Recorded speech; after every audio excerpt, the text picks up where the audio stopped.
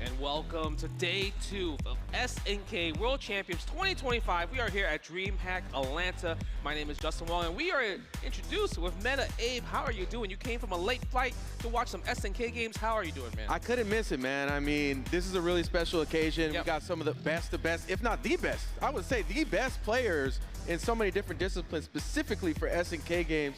And it's great that Samurai Shodown gets represented, man. That we are not missing in the talent pool for this game, and what we've seen so far has been incredible. Yeah, I feel like Samsho is one of those games that it's aged so well, like fine wine, right? Obviously, there's so many different characters in the game from the Samsho universe, but also a lot of guest characters that are also, I would say, playable in the meta, right? You get the For Honor, you get Baiken as well, and lots of character representation within this bracket of Samurai Shodown. We had a really long LCQ yesterday in day 1, where everyone was playing in every game. Obviously, a big open tournament for Art of Fighting, and now this is the championship day 2, where we're trying to find out who's gonna be in that top 8, that top 6 for that final Sunday bracket, for that big prize pool as well too. Yeah, one thing I've always appreciated about Samsho, man, is that it's very deliberate in what you're seeing. I think it's one of the games that if you were to watch it, it's easy for you to make sense of what's happening. And also the excitement is so clear. When it comes to a high acceleration of your heart rate situation, we're all on the same page there. The players are, we don't know what's gonna happen. And those situations are really exciting to see, especially at the absolute highest level. It definitely tests a lot of human habits. Especially when you kind of like cause like specific sequences like Rage Explosion. Now you have to worry about Isen. You know, it's a 40% damage increase as well. And do you press a button? Are you gonna try to jump out? And if you try to jump out and they bait you, you get hit by the Isen, you lose all your life, right? And sometimes you feel bad about it, right, yourself, because you're like, I was just so close. If I just held my ground and not get flustered, maybe I could have won that. The whiff throw and getting Isen, like the jump where you're just floating for days, and it's like, bro, I'm there with you. This is the game where you lay it all down on the line. There's just no way around it. At some point in the match, it's gonna happen. Other games, it might be one scenario to another, but this one is like we all are on board. We're about to witness something go down. Yeah, there's not many, I feel like, sequences or like kind of like scripted plays in Samurai Shodown. Very slow pace. You got to think about it. Neutral, whiff punish as well too, and also try to bait out a lot of jumps, see if you could just defend. And now you have to also think about meter management. Do I go for this grab? Because grab is super fast, 3 frames. But the problem is, the recovery window is so long. Gnarly, man, Right? And then you have to worry about the backdash and jump. And backdash is such a great tool in general, because if you like really just move around the stage constantly, most people will just be scared to throw, right? They kind of try to throw after like maybe blocking a specific jump in and try to mash throw there to kind of get that 3-frame window. But even then, a lot of people are better at just timing that jump in into the low kick attack. Yeah, it's also like you said, managing resources in this game too is really interesting. I mean, that's how a lot of people set up bets that they make, right? They're trying to make reads. If I'm gonna commit to a throw, at least, you know, maybe I have the opportunity to Rage Explode. If I'm in Isen, like these things, because once you burn that meter, once you use your Rage Explosion, it's like you just got rid of a resource that could really, let's just say you lost the first round. Okay, you took it with Rage Explosion on the second one. What are you gonna do? The other opponent has Rage Explosion in the final round. That's true. I mean, there's also parry, right? And parry can lead into a lot to maybe take out your weapon and everything. And if you look at today's schedule, here we go. Yeah, this is gonna be a first round match. Taiwan Niceball versus Okkun from Japan. That's gonna be coming up very soon. These are all winners round 2. Masaton from Japan versus Maki from Mexico. And also match 3, K2 from Japan versus Tao from USA. Awesome, man. Really looking forward to these matches. It's gonna get explosive here. It's the name of the game with Samurai Shodown. Again, great to have this game here, get it represented. It deserves to be in the limelight. I mean, I remember when it made that run to 2019 for EVO. Yes. Bro. It's cemented in my mind as a top tier, absolute top tier game. The entrance, I think it was the largest SNK entrance fighting game, right? If it's an open bracket tournament. So I've been watching a lot of Samsho this year. I've been loving seeing some Galford and Hanzo. They're so annoying the way they play, but the impact, especially Hanzo when he gets the EX Fireball, it's insane right here. So yeah, we're gonna get up Niceball, Okkun, and making sure button checks are working, everything, because there's a lot on the line right here, right? Huge money on the line for Samurai Shodown, and plus all the games. We got to Art of Fighting and almost to their top 3. Yeah, top 3 players. So, and I love the fact that the top 3 players there were all kind of like standalone Art of Fighting 3 players. Oh, okay. The specialists of Art of Fighting. Yes. Man, hey, you know what, man? This is what's so great about SWC is the payoff is, hey, you supported our game. Yep. We are supporting you, you know. So we love to see that from SNK and the tour. And again, the pedigree specifically here for Samsho it's there. That's the point I was trying to make with how great of a year it had during that EVO run. It's proven itself as a top tier game. It's still around. People still play it. What we've seen this weekend is evidence of why it was so successful when it initially released. Yeah, and also the community of Samurai Shodown, super awesome people, super nice. Like, I was able to set it up, and look at this. I'm so happy the prize pool for this is big. $500,000 total prize pool. First place gets $250,000 for playing some Samurai Shodown. I wish they had interviews of the people that were like really in the running for winning this. Like, you go to their house, it's like, all right, guys, hey, listen, there is a $500,000 tournament happening. How do you feel? Let me tell my wife I'm not gonna go to work for a while. This is my dream. I can't believe it. I sat in the pocket playing this game, and now I'm getting rewarded. There's no way I'm not gonna be at SWC. Once they announced this, I literally turned on my stream and started playing the game. That's so funny. And then a lot of the players came in and like, hey, can we jump in the lobby? I was like, yeah, let's play in the lobby, right? Yeah. So I was finding a lot of different matchups, different characters. So the one character that was giving me the business, Baiken was giving me the business. And like you see the schedule right here. Yesterday, it has concluded from Winners Round 1 LCQ. Today, the championship bracket from top 16 to top 3. Top 3 finals will be on Sunday to crown who's going to get that $250,000 pool. Yeah, I think this part of the bracket for a lot of fighting games in general, but specifically for Samsho, you do not want to miss this. Because this is where the mega heartbreaks are going to happen, and also the sickest matches potentially. Because who knows? Maybe we get to top 3 and you could probably place your bets as to who might win that. But this, who knows, man? It's one of those things where today's the grind day for all the games, right? Because it's probably the most matches you're going to have to play. Right? And it's also the different matchups you have to play too. Sometimes, because it's so hard to call a tournament, because obviously there's maybe bracket luck. And there's also counter picks that maybe you're not comfortable with, and even character matchups that you might not even play. Maybe your secondary is not on point. You only have like one character. So it really depends on, you have to just bet everything on the farm. And especially with Samsho, where it gets so intense, especially when Rage Explosion is active, especially when you're in that round 3 scenario where you're like, you're betting everything. You could have 90% life lead versus my 10%. You could die if you just made a wrong decision. I saw yesterday, somebody went full screen Isen, and they just called out the backdash at 90% rage. He just died. It said, woo, and then KO happened. Like, that's a heartbreaker right there. Heartbreaker, but also why this game is so satisfying on the other end. It's like, I called that out. The backdash. This is what I love so much about this game. Like, you can call out movement. You can call out throw. You can call out neutral. There's so many ways to make the correct read, and the dopamine levels hit so hard in this game, bro. The music and sound goes out once you pop Rage. It's, oh my God, it's going down. And some of the crazy decisions is also super awesome too, especially when they activate Rage in the first round. Because then you're about to get hit by the weapon flipping technique. Weapon flip. Right? And you're like thinking, do I really want to sacrifice this game right now? I'm about to win this round. And they pop the explosion anyway, and they're gonna go in round 2, round 3. Without having meter. So. I love the decision making in this game because it's one of those things where anything can happen in a literally one moment.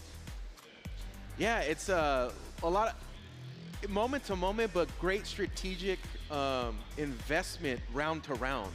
You know, like I think that's what makes this game very unique from others, because that is something that gets really taken into consideration to a point where, like, dude, you're playing like Man, should I let it rip? I don't know, man. I might pay for this. Yeah, it's like compared to like other fighting games will have more of like combos and everything. This game doesn't really have the longest combos in the world. It really comes down to just specific moments, and the moments that does happen. It's beautiful. And we're gonna get into the match. So Sogetsu versus Shizumaru right here. Shizumaru's another character does so much damage as well, especially if he gets hit with Umbrella. Yeah, like we were speaking about it earlier, like a lot of commitment here too, but the big payoff on the way the moveset works here in this matchup too. Nice commitment there. Okay. How do we set up right here? Sogetsu. I mean, we've seen Sogetsu, his gameplay is like kind of just like playing more of a keep away, setting up kind of like his orbs and everything. Nice. I love to see. That's another thing. That's a decision. Calling out so hard. Calls out the throw again. Gets the time to get that punish. Got the corner control. Oh, he's trying to get nasty with that. He's trying to get the mix. Nice. Staying in the air with the float, opening the umbrella, throwing the umbrella right there. Okkun got the baits. Nice call out on that jump. Once again. Oh, here we go. Takes the meaty. No. Oh. Niceball gonna get that punish on that jump. Yeah, I was wondering, he really bet the farm with that jump right there. He thought maybe Niceball was gonna just jump back instantly there. Goes for the poke. Parry is also available, but it really depends on the matchup, right? Because some characters doesn't have the longest range normals. Right. You don't really see them using those mid and high strike normals. Nice call out on that jump back. Going for the throw again. 8-piece combo. Back that, try to bait something out. A lot of baits happening here in this matchup so far. Yeah, it's the first game, right? Yeah. So they have to feel each other out, knowing when the tendencies of human has of like mashing throw, what's their jump back, are they afraid when I'm trying to run approach right here? And I think Okkun's doing a great job, but Niceball, I mean, every time he gets knocked down, he's able to set up a lot of his special moves, and that's kind of where Okkun has to like think about it. He does have rage though, but he has to think about rage explosion popping up pretty soon. Yeah, Niceball has had to do a lot of commitment in the neutral. Oh my God, here we go. Yep, there it is, activate station. So, and I think this is the win. Even if Niceball loses this, never mind. He's taking the win. He was a little bit slow on the Isen there. Yeah, but that was like, no matter what, if you're going into the second round and you pop Isen, you're like, okay, if I lose this round, it's okay, because now I have Isen, I have super, and they're not unable to pop if I was able to combo my super after that and take away the weapon. Yeah, it's going to be a clear advantage in the next round, but Niceball really was in the battle of that neutral there. Yeah. Not able to establish a ton of control, but still was able to fight that Shizumaru. It's true. When you look at the match, you're like, how did Okkun lose that? Because it felt like every time he landed the most throws, he landed the most combos, but the problem is he got knocked away the most. That's also true, yeah. Right, he's thinking about it. I don't think we're going to see a character switch. I feel like most people don't really change characters when it comes to Samsho. They like committed to their one character because, I mean, Samsho is one of those games where it's less of a character matchup, but more of a player matchup. I think you think about too, like the way the game was playing out. Every decision carries a lot of weight in Samsho. Yeah. Where like one game is like, oh, we air-to-aired here. Okay, fine, reset. Let's see what happens. Let's see how the match plays out. But this is like, you take that into consideration. It's like, he really called out a lot of these air-to-air situations. Yeah. I got to do something about that. Yeah, it's tough. And you have to make that decision. Actually, at the end, remember, Shizumaru jumps up in the air, tries to actually engage, and actually got them killed. Oh, we're going to Baiken, though. Okay, yeah, I like Baiken. Baiken's offensive pressure in the corner is so good, right? Yeah. Because you get the air reset, and now you have to think about, like, do I go for a grab? Do I chase you down the air? So she kind of has, like, some type of set play, but also best anti in the game with the 6P. I like the difference here in play from Niceball, knowing that they got to close the distance. Oh, man, Okkun getting the knockdown there with the damage. That's tough. That's a real tough situation there in the corner. Nice. I like, that 2P is cooking right now. Gets a combo and that running slash afterwards. That does a chunk of damage as well with the running heavy. Looking really good here for Okkun with Baiken on deck. Nice call out there from Niceball. Okay. Goes for a running slash, teleports out, goes back to neutral, sets up a water orb. Don't got to risk too much here. Got to make the call out here from Okkun. Willing to do it again. And Niceball is there once more with the damage. Do you think he picked... Oh my God. Man, with the back throw, I mean, when you get the back throw, you get a better combo, right? Right. Do you think Niceball, his name is Nice, he picks Sogetsu because he throws ice balls? You know what? I was thinking that, man. You got to make the connection with the character. Oh, nice. Good challenger there. Oh, what? What? That was accidental input. For sure, I thought that was going to be his super. He gets that decision. Decision has been made. Okay, here we go. Invested. Nothing jumps out. Wow. The wall jump actually saved him there. Very nice there from Niceball. Niceball has been able to stay in the game the whole time. Yeah. Even when you think you can count him out. Oh, that jump was so scary. Because anytime you see the, like you mentioned earlier, the floaty jump, you're like, it's just like a sitting jump for East right there. Yeah. Okay, again, the 2B. Oh, trying to get some base in here again, trying to set some action up. Sets up an ice ball again. Unable to parry this time, so close. Niceball was able to punish Baiken last round. Oh, what a gamble! Tries to get the call out. Oh, gets the punish. But he didn't get his punish though. Yeah. Yeah, I feel like maybe he was a little bit thirsty there. All right, resources are burned now. Yep. We're playing Samurai Shodown 1 right now. We're playing the neutral. Yeah, no mechanics besides just defend at this point. Okkun trying to close that distance. Okay, jumping back, trying to bait something. Again with the far 5A. Nice little parry right there. Here we go. We got a nice little lead here for Okkun. Doesn't need to overcommit. Trying to get Niceball to make a mistake here, and Okkun connects. It's now got overhead. corner control. Oh, no chase down. I'm what? surprised. No call out. Yeah, I'm surprised the 6B didn't come out there. One more hit away. Yeah, one hit away, 1-2M. Yeah, almost got it. Niceball's gonna have to make a big bet. He has to. Oh, he almost did. Maybe just full screen run throw. Just send it. Not believing the potential throw here. Okkun stays the distance. 7. Oh, the trade with the 2M. That button is so good, right? Because you can't even parry it. It's like you have to respect it. You can obviously whiff punish it if you're fast enough, but I feel like some characters doesn't have the best normals to do that.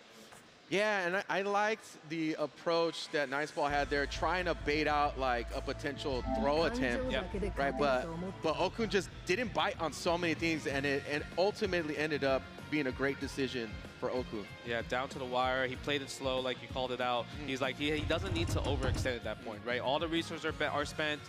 He doesn't have to worry about him trying to pop East Rage Explosion and force a decision making there. He could sit down back with 2M. The orbs, he's not even scared about it because he could just use Baiken's counter to go through all of them as well. I think a lot of self-control went in there for Okkun, not getting baited by that run-up like that. You know, because the way the situation was, you knew that Niceball had to take big risks in order to close that out. So Okkun, man. Yeah, he needed a heavy, right? He needed a heavy, he needed a back throw. Any of his mediums wouldn't have the next hit of the medium wouldn't have netted enough damage for that comeback anyway. And you don't want to continue that neutral battle against Baiken in that situation. Yeah. Yeah, the one thing I do want to see from Okkun is like, he's been letting some jumps fly. Yeah. So, like, you know, I want to see some anti-airs, especially in the corner. No call out there. No call out there. He forced the jump back, right? Usually that's a free anti-air with Baiken, because Baiken shines so much in the corner. She shines everywhere through the screen, but the corner is kind of where, like, the round can end in an instant. There's so many angles that she can control, and including the distance. Oh, we got a character change here. Okay, let's see what Iroha has to say. Nice little parry on the feathers. Maybe a little more control in the neutral to make Niceball feel more comfortable here. Trying to see something in this matchup. Yeah, a lot more active for sure. Yeah.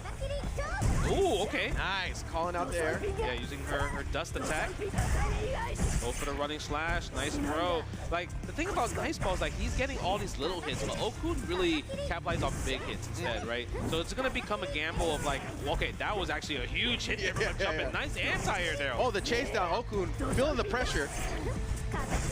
Nice bait out there for Niceball there. And Niceball has had a lot of success in the neutral in the entire match so far. But just some decisions, like you said, Okkun's been able to take advantage, do big damage and big callouts. Yeah, it was just unfortunate because the fact that he called out Okkun's mashing throw, it's like, you know what, I'm gonna backdash instead. Look at this nice little combo. That's good damage, baby. Yeah, 10-piece. Baiken, I mean, she has full rage, so has to make something happen. Maybe force, like, you know, a decision with Niceball to lose his weapon possibly, but the rage is going way fast. That went fast, yeah. Resources not on deck this time. Niceball looking way more comfortable, but again, Baiken's got control of the corner. Nice little damage. Yeah, jumping back. I'm surprised he back. I'm surprised he backdashed there, actually. This is set point, right, for Niceball right here. Oh! Gets the reset on that? Let's see. Yeah, Niceball is willing to just play this lame game. There it is. Oh, look at this. Another big anti-air right there. Great damage there. No bait on the throw. Okkun sat on that. Oh, my God. Nice. Good check right there. 2M. Law dashing. Oh, my God. Doesn't want any piece of that. Okkun wants to extend this at least one more round. Can't throw a fireball though. That's why you see no fireball from Niceball. Oh! Wow! The mash! He said, let's go! That was crazy. But now, Niceball can play his full game though. Right.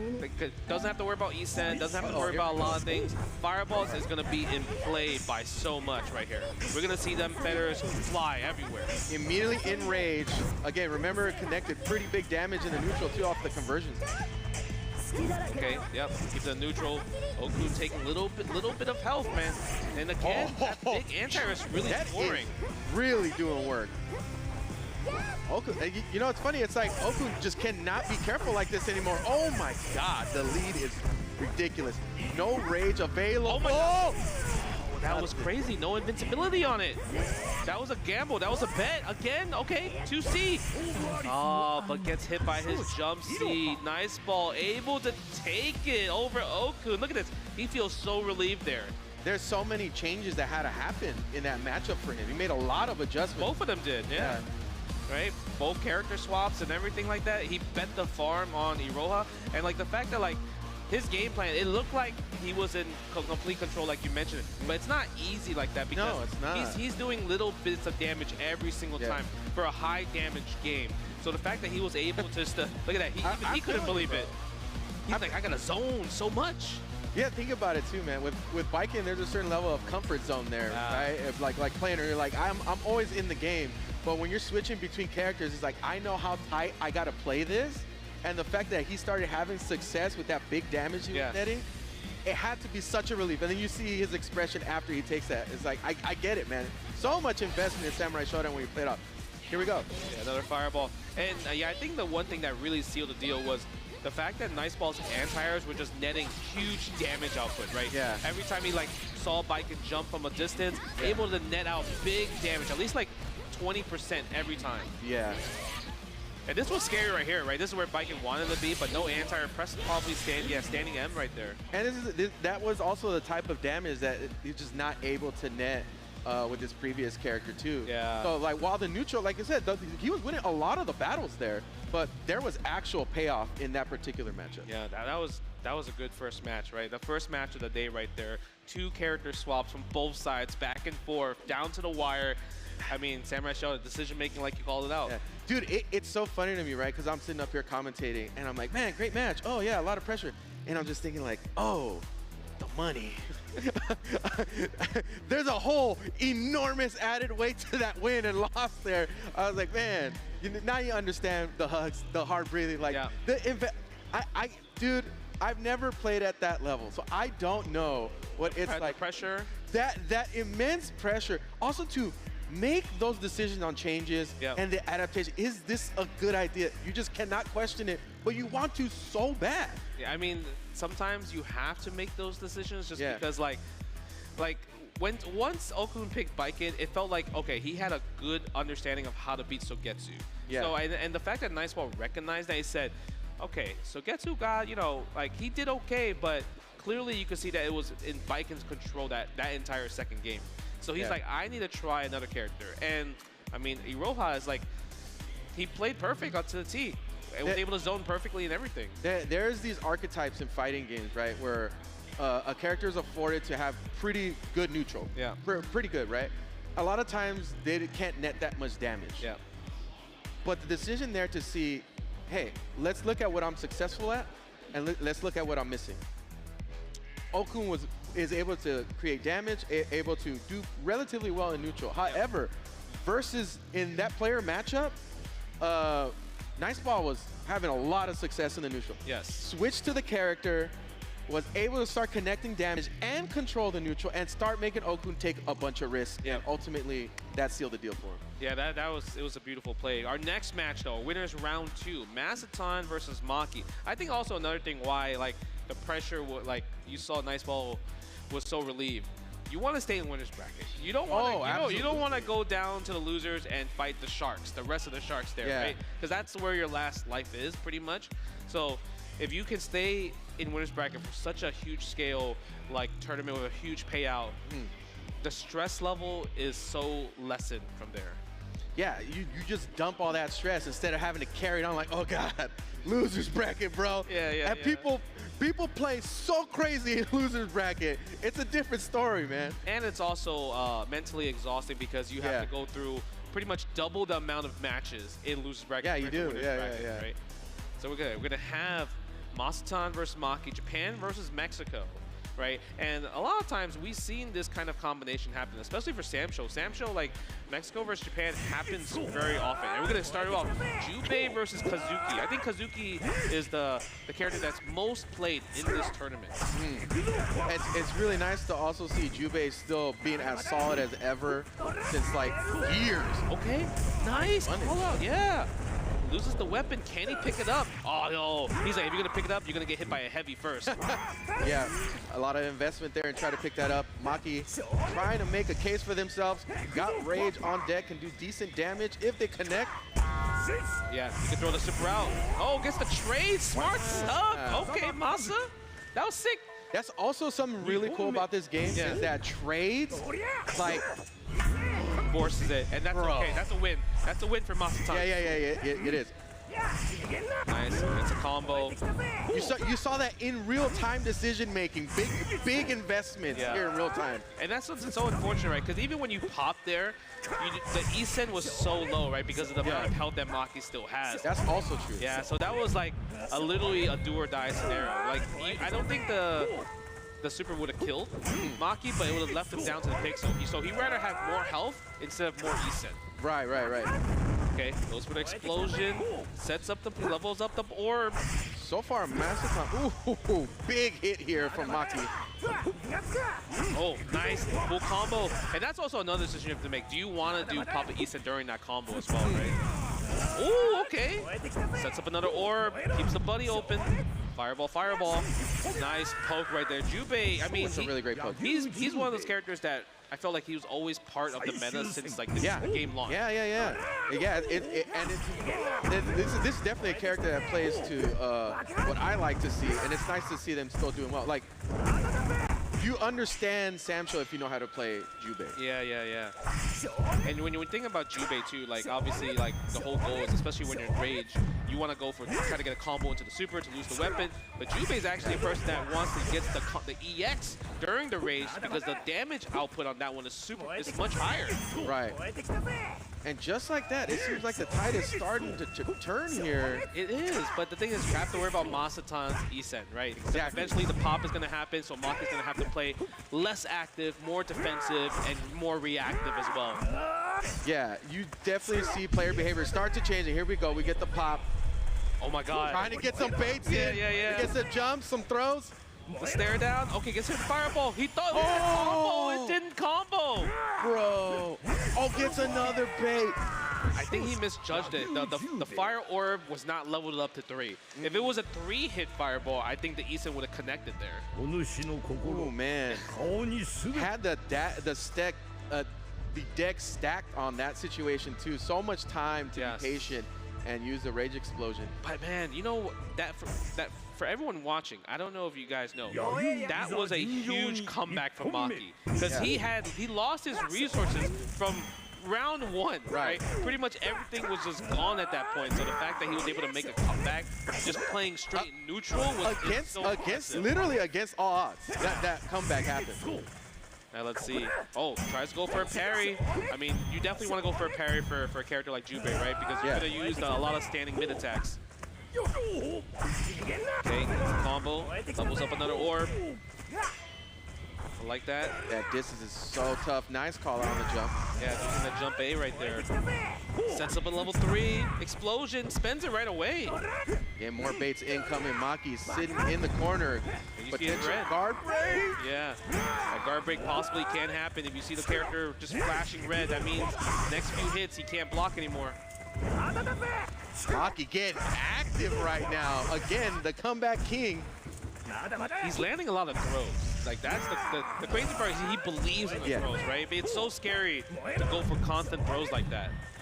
Dude, rage on deck. This is going to be a big decision here. Oh, nice anti-air there from Masaton. Yeah, that was sick. That was sick. Because at that point, like, you saw the first round where Maki tried to throw his Tide Super. Masaton just traded it, right? Because he knew, like, okay, this is a win for me regardless. Nice. Explosion. Nice catch. Definitely. All right, nice control here from Masaton. Maki trying to find that far C to connect. And a lot of successful just defends from Masaton also. Okay, gets another throw. And this time I feel like Masa is the one that's being more active, right? From offense, also from neutral. Forces the eSIM pop right here. Oh, man. Whoa, got him. How much is that, 80? Gotta be great. Yeah, okay, that's good. Good damage. Got to make this happen, though. Sick, bro. Yeah, there's just so many ways to play this game, man, and so many ways to take advantage of a read off of another player, and it's stuff like that that makes Samurai Shodown so special. Yeah, it's one of those things that like, it's such a good bet with that parry, right? Yeah. Empty jump parry is so good because when you're thinking as the other person, you're like, oh, it's my turn to attack. So let me press my best normal. For Jubei, it's usually his standing C. Yeah. Like that attack is just so good because it combos into everything. Yeah. So because he baited that out, that was just insane. Because even if he didn't bait out, he was completely safe there, right? Because he had his own rage explosion to pop, and it's kind of hard to one single hit confirm into Jubei's DP as well. Right. Yeah, this is the type of game where it's like, hey, I got this really strong tool, right? Like Jubei's Farsi. I got this really strong tool, but I also have to be careful that I don't abuse it because something like that can happen. Yeah. Right? And parry worked out. Okay, and yeah, I think they're thinking about it. Like, I mean, you could sell that both of them. This is important. Winners round 2. I mean, going into winners round 3 is a huge win because every time you win more prize pool. Yeah. I wonder what the thought process here is for Maki, considering. Okay, we're gonna stick with Jubei here. Wow, that's called out on that. Yeah, I feel like for Maki, like he just needs to kind of be more worried about just kind of the parry in general from Masa, because Masa has been betting on the parries a lot. So if you're able to punish the parry attempt, then it kind of puts in Masa, okay, he can react to it, and I have to worry about just kind of like not throw out parries so recklessly.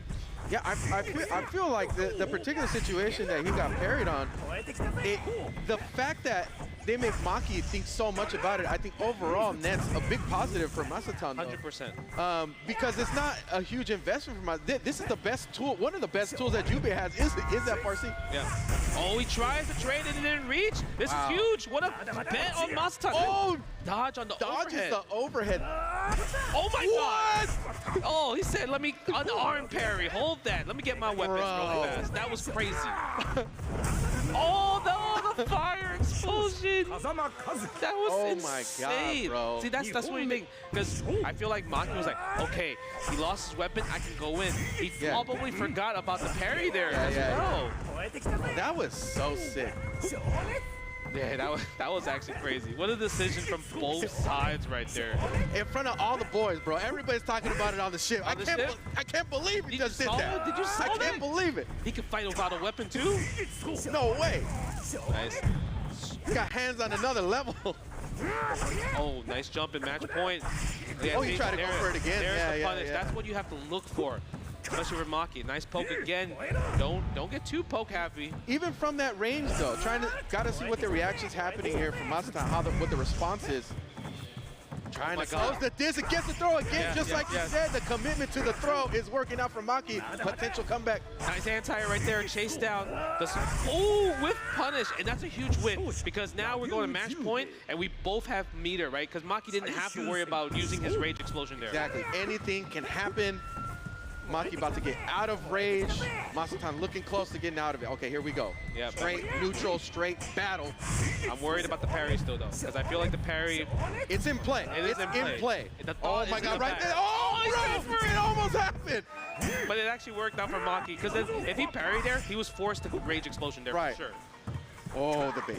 It's a jump over. No big punish on that. Match point for both sides. No huge risk here so far, but gets the dodge. Yep, willing to take the damage. No reason to pretty much pop it yet, because that combo builds so much rage as well too for Masa. He's almost at rage.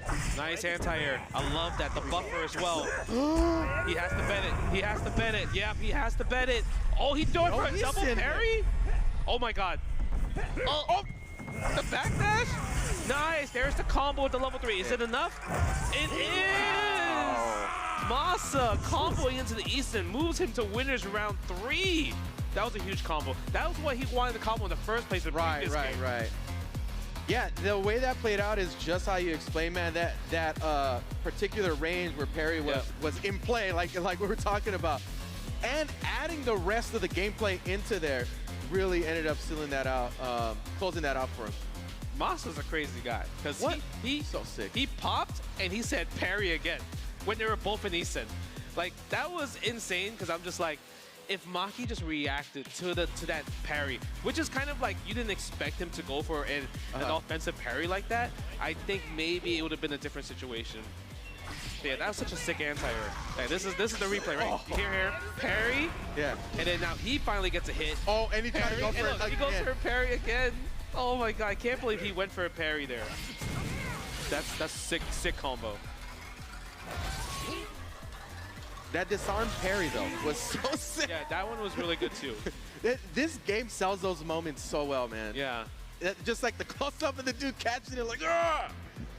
The close, that close up was because I was thinking like, okay, in my head, like while watching, Maki has in the back. He's unarmed and everything, poke all day, and I totally forgot that the unarmed parry is the factor, and it actually net him the win. I don't know, man. That like, how do you not get so nervous playing against that? See, not just in the match, but the other players watching this match. I was like, bro is so ready for parries, deflects, unarmed parry. Yeah. I gotta be prepared to be very careful to fight against that. Oh man, it was beautiful. It was really. I think that was if you wanted to show off like to people how cool Samurai Shodown is, that match should be one of like the solid like picks to like show people how cool Samurai Shodown is. If you wanted to say, hey, prove to me why this game should be here year after year, these matches already should have paid dividends for that. Yeah. Oh man, that was beautiful. And that was only 2 matches so far, right? First match was all different character switches. Second match down to the wire, and also the usage of understanding of kind of like players' tendencies of what buttons they want to press, right? So we saw a lot of like kind of parries in the scenarios. I'm curious to see what other type of archetypes, what other type of playstyles we are going to see like later on, like in the brackets of winners round 2, winners round 3, top 8, winners finals, and all that type of stuff. Also, the styles that the different players are playing, like utilizing the system itself a lot more. Like this last match, you saw a bunch of utilization of the entirety of the system, where it's like, you know, we saw the unarmed parry, we saw commitment to parry in general, and the counters that happen in those types of situations, how you get around that. Yeah, it's really interesting seeing the differences in the matches. You see Ukyo in the background? K2? Yeah, K2. Oh, bro, here we go. I want to say he was at EVO 2019, also dressed up as Ukyo, playing in the tournament as Ukyo. Yeah, and K2 was just as good before, man. It's nice to see Tao here as well and K2. Yeah, so I'm pretty sure we're going to see Ukyo, right? What a disappointment if it wasn't. Imagine, oh, he's too sick. He has to pick a different character. Yeah, man, I remember like around release time, Ukyo was really popular, really good too, man. Yeah, I mean, instant overheads. He also has the run slide. Run slide was so good, right? Because that's the guess. That's the 50-50. Run slide does like 5% here and there, but it causes the hard knockdown where you're like, I'm kind of annoyed getting hit by this, right? Let me block low, and then you get hit by Tsubama Gaishi, and then you just lose like 30% of your health. And then you also start losing the mental battle. It's like, okay, I got mixed. What do I do now? I don't want that to happen again. And then you get thrown. Exactly. Oh, sick. Yep. Like you said, man, Galford, bro, yes. Galford's so good. Tao does a really good job with Galford. Kazuki, bro. No, Ukyo gotta go. He's sick. He's like, nah, I want to play that game right now. He's in the hut right now, just on his bed. Oh, tries to go for a parry. And the thing is, parrying against Galford is actually kind of hard to do, right? Obviously, he has like his standing C, which is also really good, but a lot of his toolkit comes from Poppy. And this is also the type of matchup too, where trades can really work in the favor of like Galford, right? Because it would still create the knockdown situation to do the damage and cancel out whatever zoning that can happen with Kazuki. Okay, let's see. We got the fireball. So he's going to level up. And it's kind of hard to also gain the orb as well, too, right? Because you're thinking about Lightning Blade, you're thinking about Poppy coming at. He pretty much has 2 sets of projectiles. Right. Think about it, right? Yeah, see, and then trade, you get the knockdown here. That's something that he's definitely afforded as an advantage. Yep. No punish on the slide. Oh, tries to. Bro, he got called out for the parry. Yeah, he did. But it's okay. I mean, nice. No jump in. Oh, it doesn't matter. It gets the kill anyways. I think he didn't want to do a jump in because it's kind of hard to combo from air to ground sometimes, right? So he's like, you know what? Let me go for the safe one because I know the ground combo will kill there. And you do have a lot of time to punish. Yeah. Let's see. Maybe more run. Tries to go for a spot dodge. Gets hit for the combo. Sets up another orb. Look at that. That orb is red. It's just sitting there. Nice. I'm surprised that dodged everything. Galford also has a really good super to kind of like catch jump backs as well too. I think it's really interesting to pay attention here to K2 is leaving these intentional gaps. Oh my God, burn it. Tries to go for a parry there. The gamble. Oh, the double jump. Bro. Jumping off the wall, it's so smart. But the E said, yeah. Oh, what happened? Oh yeah, because he blows up on the floor. Nice, yeah, some straight hits there. So, something I really like that K2 is doing is been leaving a lot of gaps to gather information about what Tao is doing in certain defensive situations. And the data is definitely playing out towards the end of that match, and we'll see how that plays out into the next one, because I think it said a lot. And Tao's gonna have to change up and adapt to what K2 has been able to take advantage of. Yeah, it does feel like Tao was really trying to force too many different scenarios offensively. Right. He should kind of maybe play a bit more like Lightning Blade, Poppy, right? Kind of like how Galford normally plays, like play the clock over and over. But maybe it just might not work against a character like Kazuki in particular. So who knows? Yeah, I think the comfort zone for Galford is to really force you to make a mistake, but also to give Kazuki so much time to play their game. Is also, it's how do you balance that? Yeah, how do you balance that? It's like, my comfort zone is to control the match, but also, once this guy sets up his game, it's a big problem here. See, like, you don't want that to happen. Yeah, 2 orbs, gets a knockdown. And that's, I mean, that's the one thing. Like, Lightning Blade, I mean, just getting... Galford's one of those characters, like, you get annoyed because you keep getting in hard knockdown state. So, I'm thinking, there we go. I like the reactive play right there. Go for air to air, go for Poppy, setting it up. Another Poppy from the skies, Lightning Blade again. And he avoids that whole obstacle very, very good.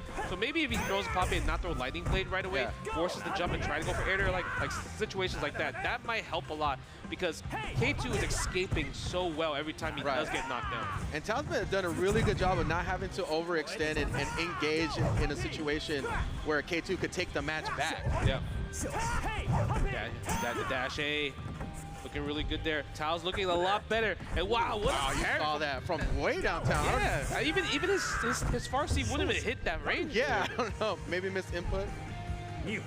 Maybe just throwing out there. He's like, all right, you got it. I got those too. Yeah, goes for the sweep. Sets up the Poppy overhead. Yeah, Lightning Blade again. And the fast drop is actually landing a lot.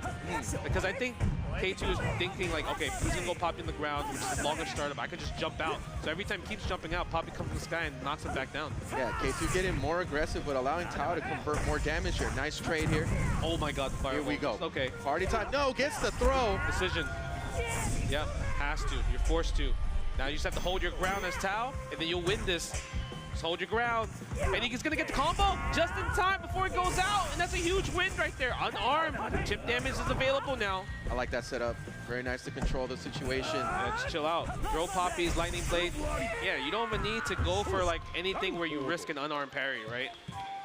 Tao played that as perfect as you can with that type of play style. Yes. I mean, a lot of things went his way.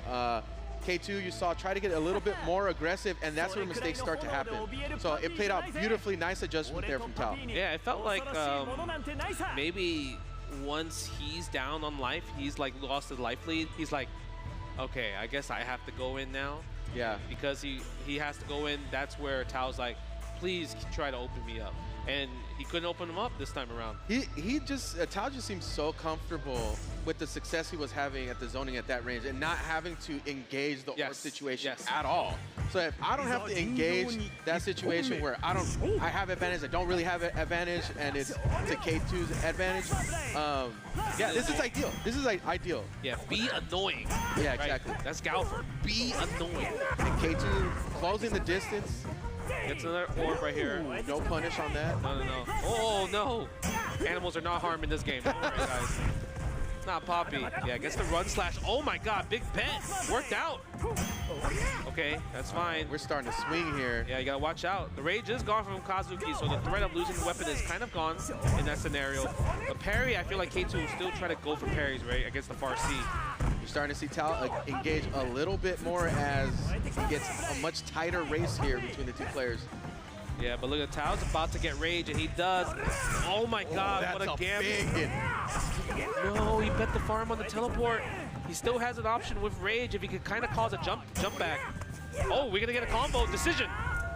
Yeah, he's gonna take it. I think you gotta let it rock. And I mean, it's just one more hit left.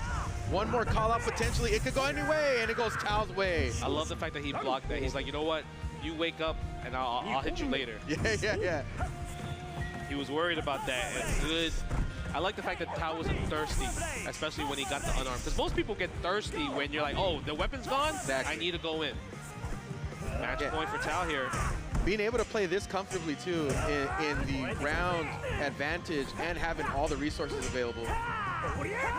Ooh, try to make the big call out there from Tao. It almost worked, right? Because K2 attacked like literally 1 frame later. So he's seeing something. That was a nice potential call out. Yep. And this is also losers round 1, I just noticed. So like loser goes home after this, and Tao's at match point. Gets to throw. Get a nice little chunk of damage here. Yeah, that's some Poppy right there. Lightning Blade, even though he took the hit, it's okay.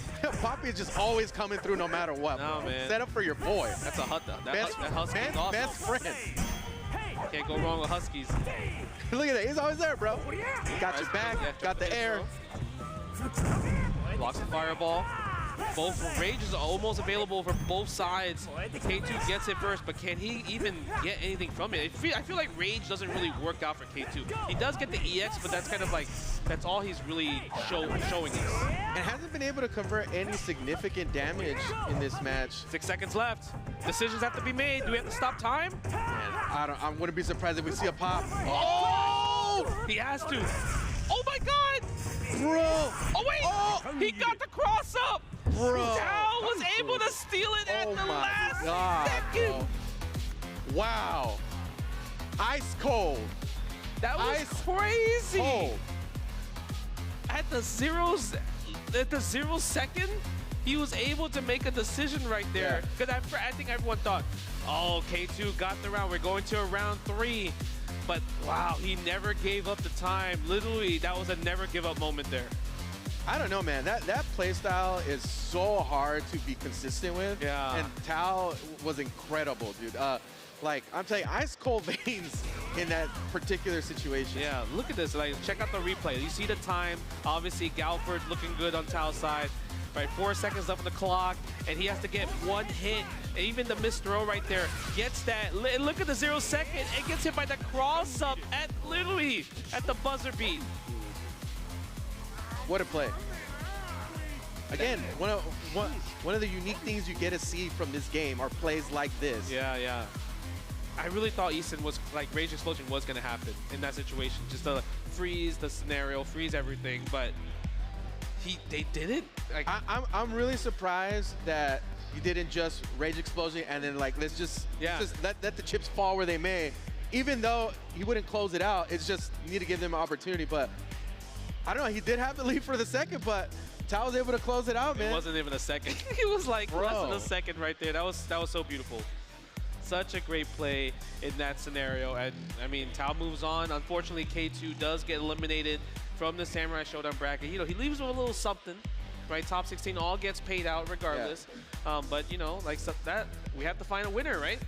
We have to find a winner. And again, if this is ends up being a YouTube playlist of how to play the game differently from every single match, you just saw every version of Samsho you could in these 3 matches we've seen so far already. Yeah. High level to the fullest. And I'm pretty sure we're going to see more different type of play styles, more different type of chase downs, even more offensive, like kind of wild people that like to bet the farm on a lot of offensive like capabilities. We did see, I feel like, especially Masaton and K2, they like to go for a lot of like wild parries, right? They're like, okay, I think I'm going to press a normal here, so let me just bet the farm for many a time. So I think we'll definitely see more of that, and maybe even more success in the later rounds as well.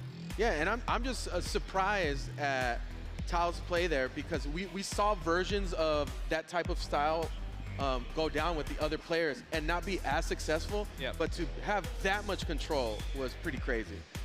All right, next match, losers round 1, we're going to have Guppy versus Cipher from Mexico. Japan versus Mexico again.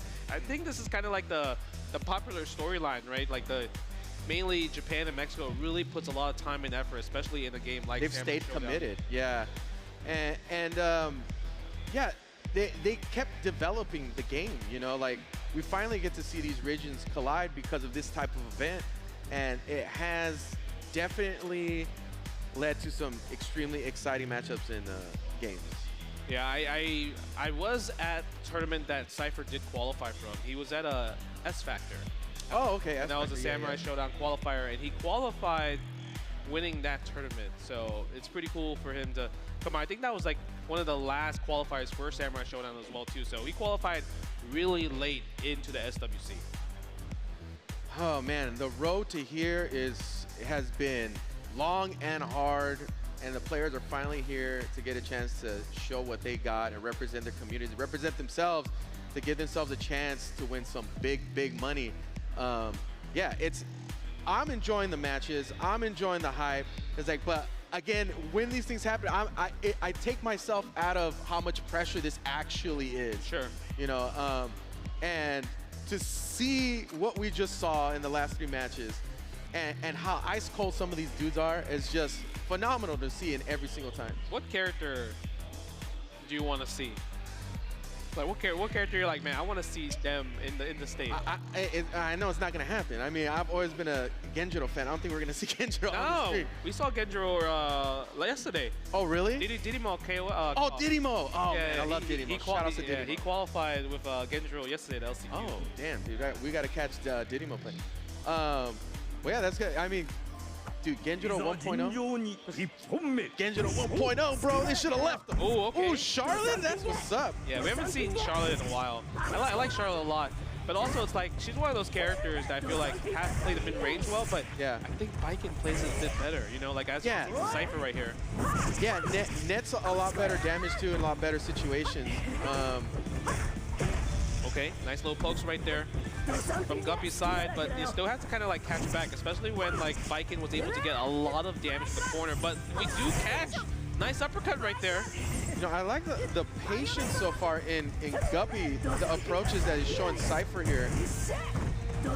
Trying to get some information in the matchup, see if it pays off later for Guppy. Nice block. Nice block there. Yeah, she probably has like one of the fastest and longest instant overheads with Baiken. Punishes that overhead.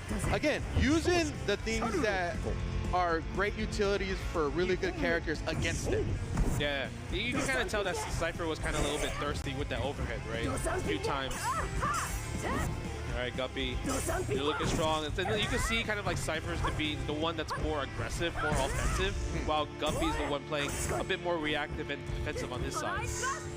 And I feel that will net some pretty positive situations here as he tries to gather information as to what Cipher wants to do in the various defensive situations. Yep, I like that.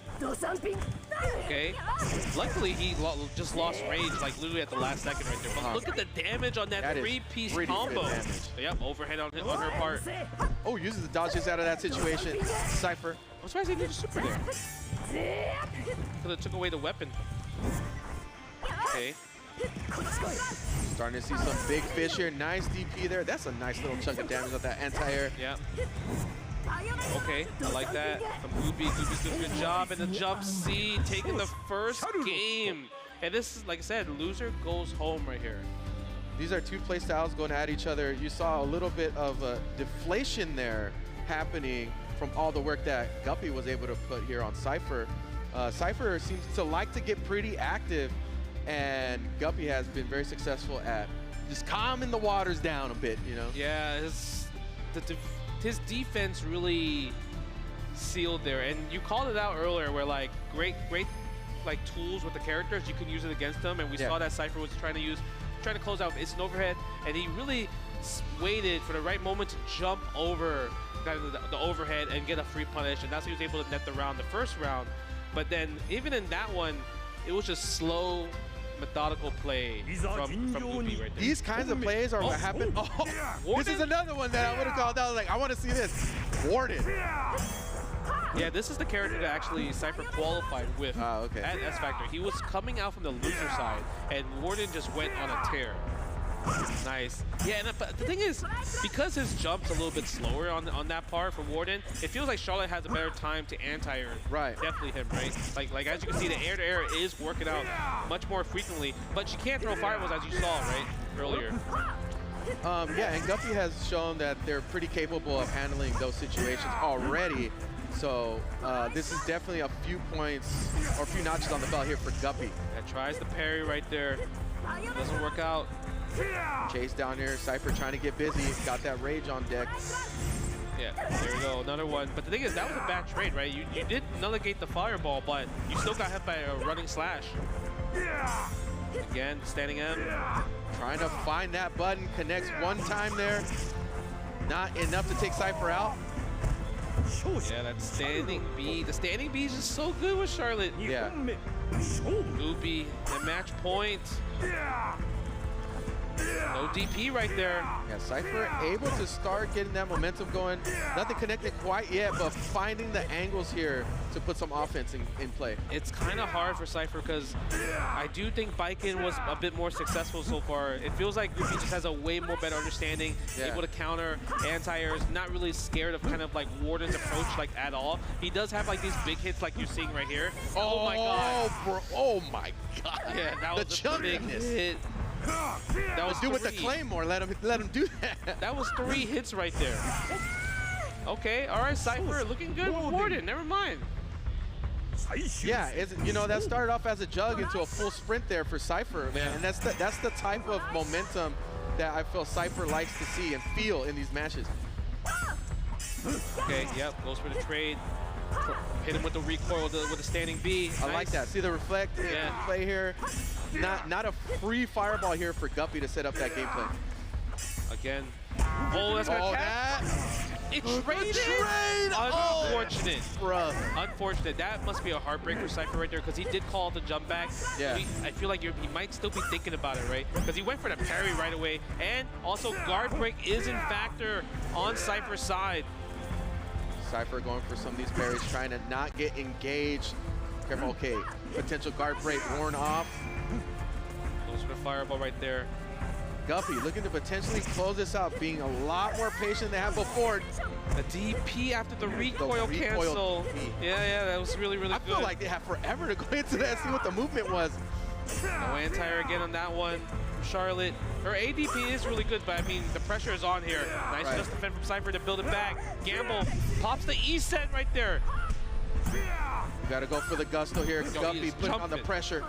Yeah, time is available. 14 seconds, freezes the time.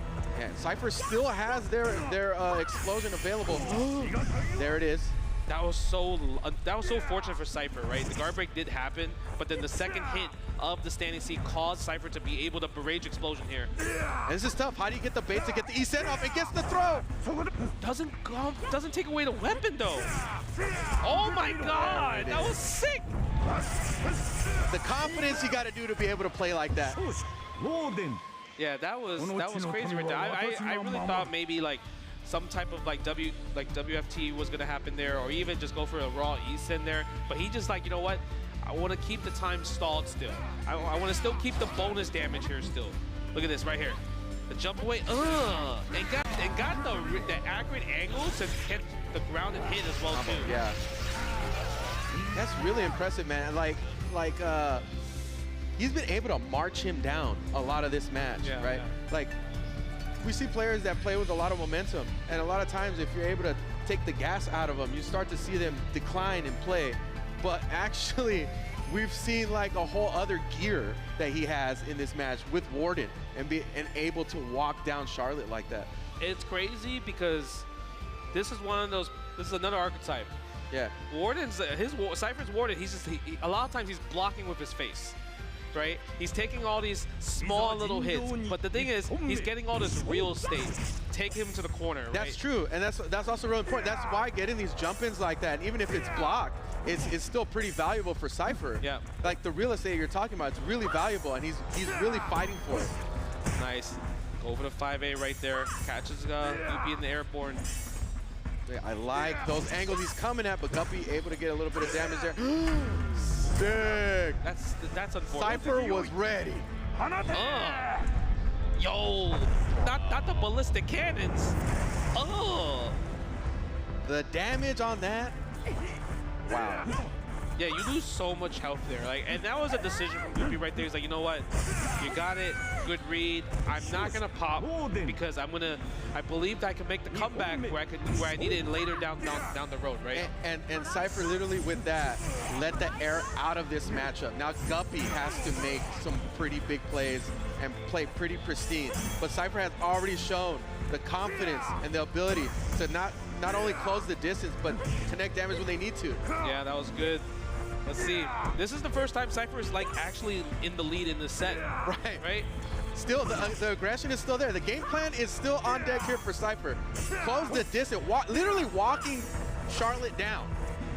Oh, okay. Yeah, got him in the corner, and the guard break is in factor. And you see, I love the jump B poke, right? The jump B poke just to go for the air-to-air and keep the positioning. Nice just defend blowback in that scenario. Low risk too here.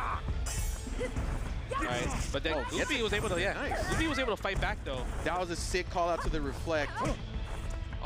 Cipher's also kind of going in the red aura as well too, right? So that's why you see a little back off to kind of reset the situation, gain back some guard bar in the process. It is an internal guard bar, so that's the only way you can tell if it's when the characters are flashing red. Guppy trying to find a way to move forward and get out of that corner because Warden is just so effective at that range. Man, it's crazy because one hit, he can't even take the one hit because he'll die. So he has to pop. He has to pop. Yeah. Decision has to be made. Guppy. Oh, no punish. Again, the dash A, 5A. Cipher trying to bait that out, gets a small jump in tech. That anti didn't hit? Gotta do something. Oh, the running A I was right saying there. You gotta do something, and Cipher was there to just shut it down. That was scary. I mean, it is hard to e-send any type of fast normals in general, but I feel like for Guppy, you should have looked for those just because that was the last few interactions that Cipher was able to land a few hits on. But also just so impressive, that final call out was now's your brain switches to now's the time I run forward and I lay something down on the line. Yeah. And close the match. That was scary right there. I mean, that was a huge comeback because you went from Baiken, who a lot of people argue is the best character in the game, to Warden. Yeah. Right. So it's you're downgrading the character tier list into the character that got you its qualification in the first place. Yeah. Literally puts the stop sign on him right here, bro, to take the match. Yeah, 3 times. Yo, chill. Hey, chill. This is the crazy part. The anti-air. I thought the anti-air was successful there for Warden. And it's fine for Cipher because he still had another round. Right. So it's even if he did lose that round, he was going to go in there with pretty much his own resource, his own bar, his own kind of escape card with Rage Explosion.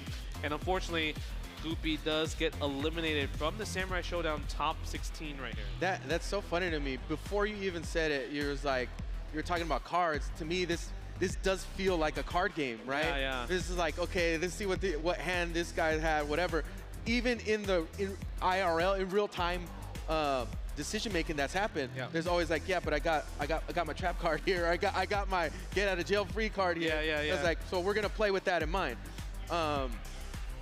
Yeah, it's like you said, Cipher was in the advantage there. That pinpoint situation to be able to stick out that normal, put the stop sign on the entire match and take it. Very scary to see somebody get marched down like that, you know? It really turned around from the third game, first round, especially when he landed the parry automatically right away. right? And going into the really big cinematic super from Warden. And then from there, that kind of like gave him a free round. It's pretty much like there you're like, well, I'm at match point already. But now you have to worry about making the comeback. And that was the first time he had the lead. So because of that, he was comfortable sitting. And it was also Guppy's first time not in the lead. So we haven't seen what was his potential comeback strategies in general, right? So he was trying to kind of like fix it. He was playing more of a poke game. But when you're a person trying to make a comeback, you need to find a way to land bigger damage, bigger scenarios, bigger sequences, and also bigger bets. Yeah, and players like Cipher, you can't let them get into that rhythm.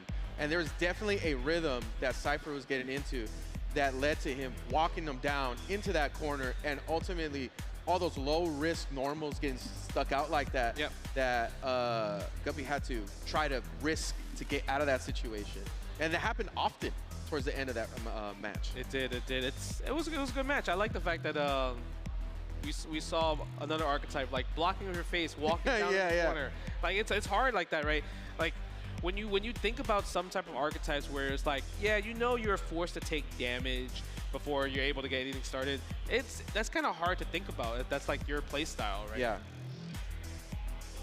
Let's see. We're getting ready for our next match for Samurai Shodown Top 16 SWC 2025 at DreamHack Atlanta with first place, big chunk of cash, $250,000 for first place for playing Samurai Shodown. You know, it's pretty cool to think about this event and what's led up to it, and has given the opportunity for players that stuck with the game that obviously still maintain this skill level through the years of when it was released since way back around 2019. Yeah, 2019. And again, the payoff. And all these people are very aware of each other. You know, maybe some of you guys haven't seen them on streams a lot because they're from different regions and stuff like that, but they've definitely been out there grinding the game out still. All right, let's go. This is going to be Japan versus Japan. And I feel like a lot of times what I love about like the Japanese community, they all like train with each other. Right? The infrastructure of like how Japan is like they're able to like get sessions or run lobbies online, like no matter what. It's like, and also discuss like meta and strategies, potential future strategies. Hey, what do you think about this character? And even concept matches where like people will go into a kumite versus like 10 other people. Like I love like that's kind of like how Japan philosophy of like how to get good at fighting games are, right? And it really shows where, because it's this bracket and other brackets, it's like Japan dominant. Yeah, I do think that Japan has the advantage as far as like because of situations like that where they have a good understanding of characters across the board. I mean, this character matchup in particular, it's like, how many people do you play that have amazing Shikis? Yeah. Like how many? You know, and let alone the playstyle that they play that character. So it's always great to have a community like that. Is this the actual match? Yeah. Okay. Yeah, Shiki. Yeah, I mean, I think information gathering, right? Okay. When anytime you fight, it's like, okay, how are you playing today? What's your reaction looking like? What are you thinking about? Like, how are you trying to avoid my run grab dodges? Because you can't play the same way when you're playing like at home or casuals, right? With the same person. You have to like, you're gonna have that information data against the other person no matter what. Nice. I like that poke on the chase down the backdash. Already a lot of implementation of baits from throws, closing in, like there was a blocked attack there and try to get the bait, and you just jumped right out. Yeah, the thing about you is like the character Yashamaru, he definitely has a lot of air mobility. I love his air mobility, but the problem is Shiki, she's the character that's like really wants to put the offense started, right? Because it's close range character and everything. But the thing is, her combos are just so dangerous. She actually does a lot of damage when you actually get hit. She has really good movement too. Yeah. Oh, nice call out. Speaking of movement. A little bit too greedy right there. A little bit. Yeah, because I think even if he landed the throw wouldn't have killed there, right? 3 seconds left on the clock. So it's like, he did jump back, right, for Iwayou. So if you was able to call that with another jump slash, you would have took that first round. Nice. Throw, okay. Yeah. A safe jump? Okay. Let's go. Let's kill the frames, baby. Yeah.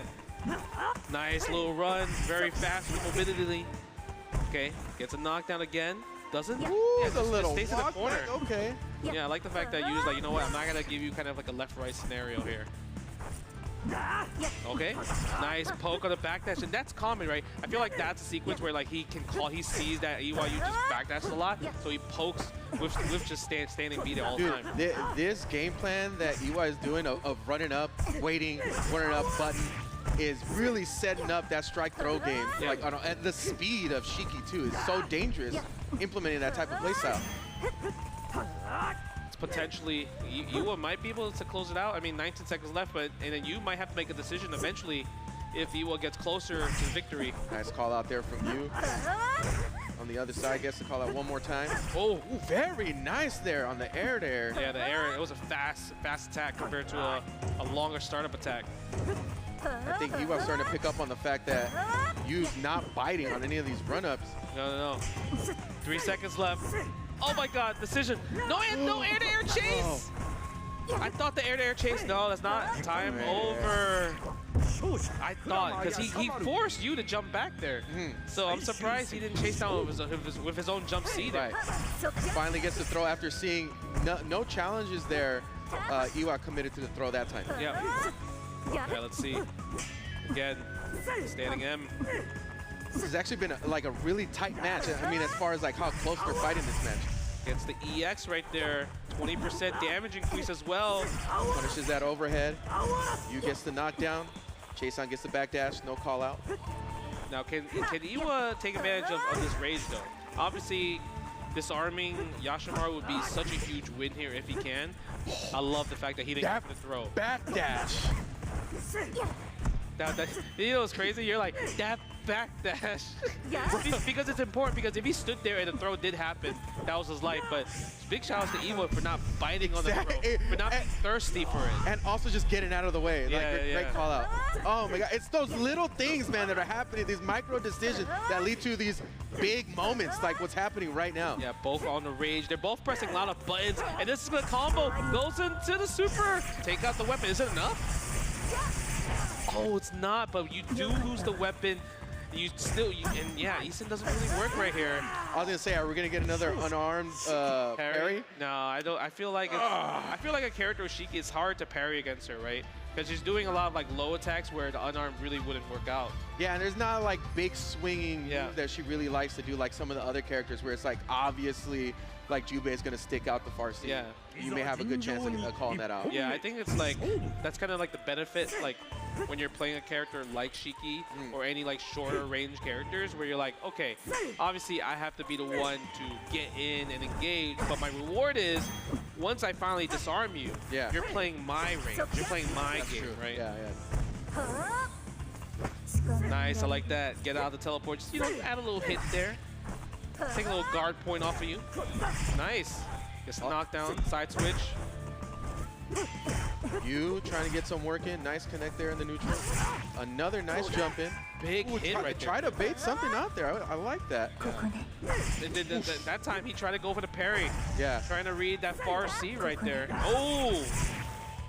Nice, and I love the reaction from you. Saw that he was just, you know, fishing a lot more parries in this round at least, right? So we're gonna go for the crouching C instead. All right, you able to connect on that first round. It's a little thirsty there. I feel like that was even though you won the round and Iwayou's intent was to try to like parry, it felt like you gave you a lot of information there of like how desperate you're gonna be in like closer rounds where you need to make a comeback. Okay. Again, really interesting that Iwayou playing that game of running up, seeing what Yu's gonna do. I feel like now's the time to make that throw happen. After that full commitment that he's had in that playstyle. Love the blowback to kind of kill the rage time right there, and look at that, just like that. Because of that blowback, he wasn't able to capitalize off of it. There it is, as a punish on that. Iwayou getting that knockdown, getting the corner control. Backdashes away, getting out of scenario, not pressing any buttons right here. Yep, goes to overhead. Nice, yeah, using the EX right there. Big damage, 20% damage increase. Oh, got the patience, gets the punish, all that, no recoil either. Yeah. Oh my God. Okay, goes for the command throw. Oh, so many things could have gone wrong there. Yo, the jump projectile, jump throw the sword. Oh my God, popping the East, that's Right away, okay. I guess. Trap card flip, buddy. Yeah. That was a decision.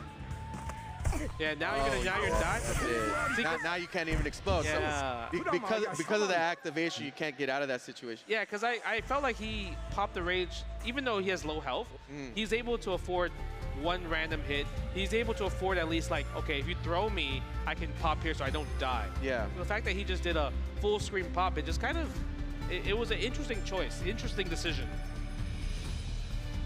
Yeah, it could have paid out, but ultimately he takes that one, man. It's so fascinating. This match to me has been a little more peaks and valleys to me. I can't really say in particular that one strategy has overcome the other. No, it's a back and forth. It's like they're trading blows. Literally, blow for blow in this scenario. Okay, Warden pick. Hey, if it worked for Cipher, maybe it could work for me. I mean, he definitely has more tricky movements. Obviously, like he has a floatier, kind of like lower jump, easier to anti-air, but he does have feints, right? Stuff that like you have to like look and like think about and react to in your head.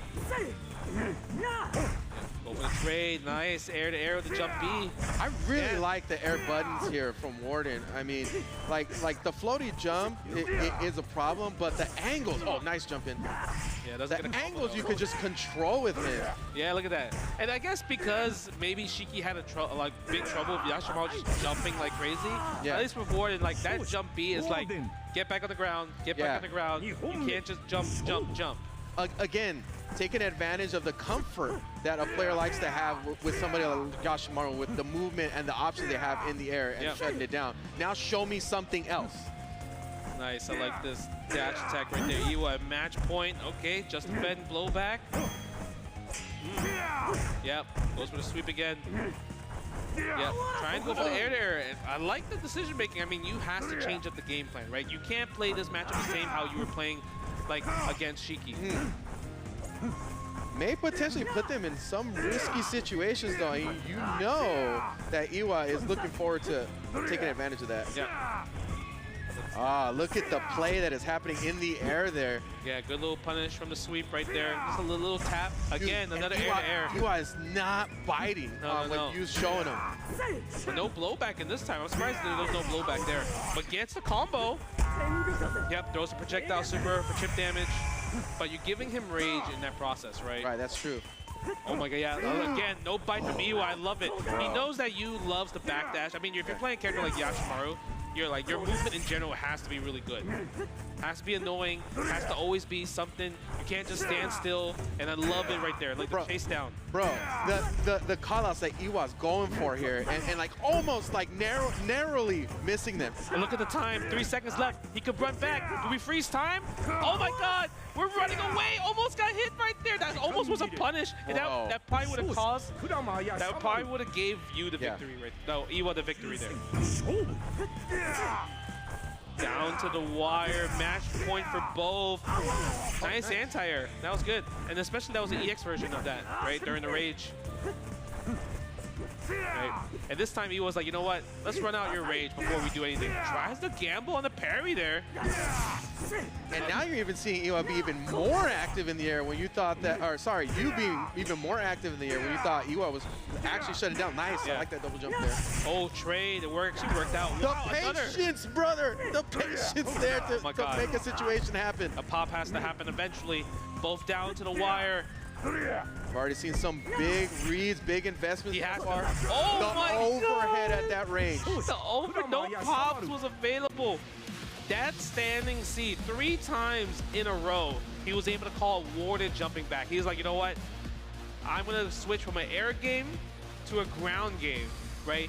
Instead of me jumping first as Yashamaru, let's let Warden jump first, right, and catch him on that. So that was really like hard reads because he was running and just standing still in front of his face to get those standing C trades. Yeah, you can tell that he got a whiff of something there and went on the hunt to get it down, and ultimately, wow, yeah, man, what a great match. Yeah, that was a good match. Like you mentioned, there was nothing like different in terms of like archetypes. They were playing kind of similar in that regards, and it's like blow for blow, right? They were literally trading kind of like, okay, we both play kind of similar, we both have similar game plans, like Yeah, look at that. That to me was a key moment in that match. That little patience that he represented and then called out the jump. Bro, that is... Does it again? Again. Yeah, those were so key in him taking that. The patience to be able to wait there is like, timing somebody is one of the hardest things to do in fighting games, right? It's not that was not just the shimmy. It's like, I'm gonna wait for you, do something. It was 3 times in that set. Yeah. And also you have to think about like your playstyle as Yashamaru was like, okay, I want to be annoying. I want to stay in the air. I want to poke from far. He decided to, well, there's something wrong. Warden's clearly beating me in that field. Let me just get up close and see what happens. Right? That's kind of like a change up on the fly. He went from defense to offense in literally in a second. And this is something I always appreciated. And when it's not successful, it just goes by in an instant, right? But you see the mix situation that's happening before your eyes, and you're like, oh, bro, I narrowly escaped death right there. But then the match continues immediately. But when you get clipped, you're like, dude, the investment paid off. I also love the fact that Iwayou said, you know what? I don't want to let him pop Isen. I don't want him to pop Rage or anything. Let me go for instant overhead, a quick cheeky instant overhead to kind of seal it, right? Because I think anyone, when you're watching, at least now, Samurai Shodown, you're like, okay, the Rage is gonna happen soon. Right. But the problem is he didn't prevent that, because that's like one of the highest level strategies, because you never want to deal with Rage Explosion at all, because it's kind of like the comeback factor of the game. So if you're able to like nullify those scenarios, that I feel like that helps you so much to kind of like not worry about the stress of just like losing all your health from an Isen read. Right. Yeah. It's man, really type of using the weight of the opponent to really gain the advantage. You know, because it's like, hey man, get a load of me. I'm about to pop this Rage. And it's like yeah. Sit down. Yeah. Relax. I'm about to close this out. Yeah. And now you see on the stage. You just get too comfortable. You do get comfortable. You see on the stage now, right? They're doing button check. Score versus Watanabe.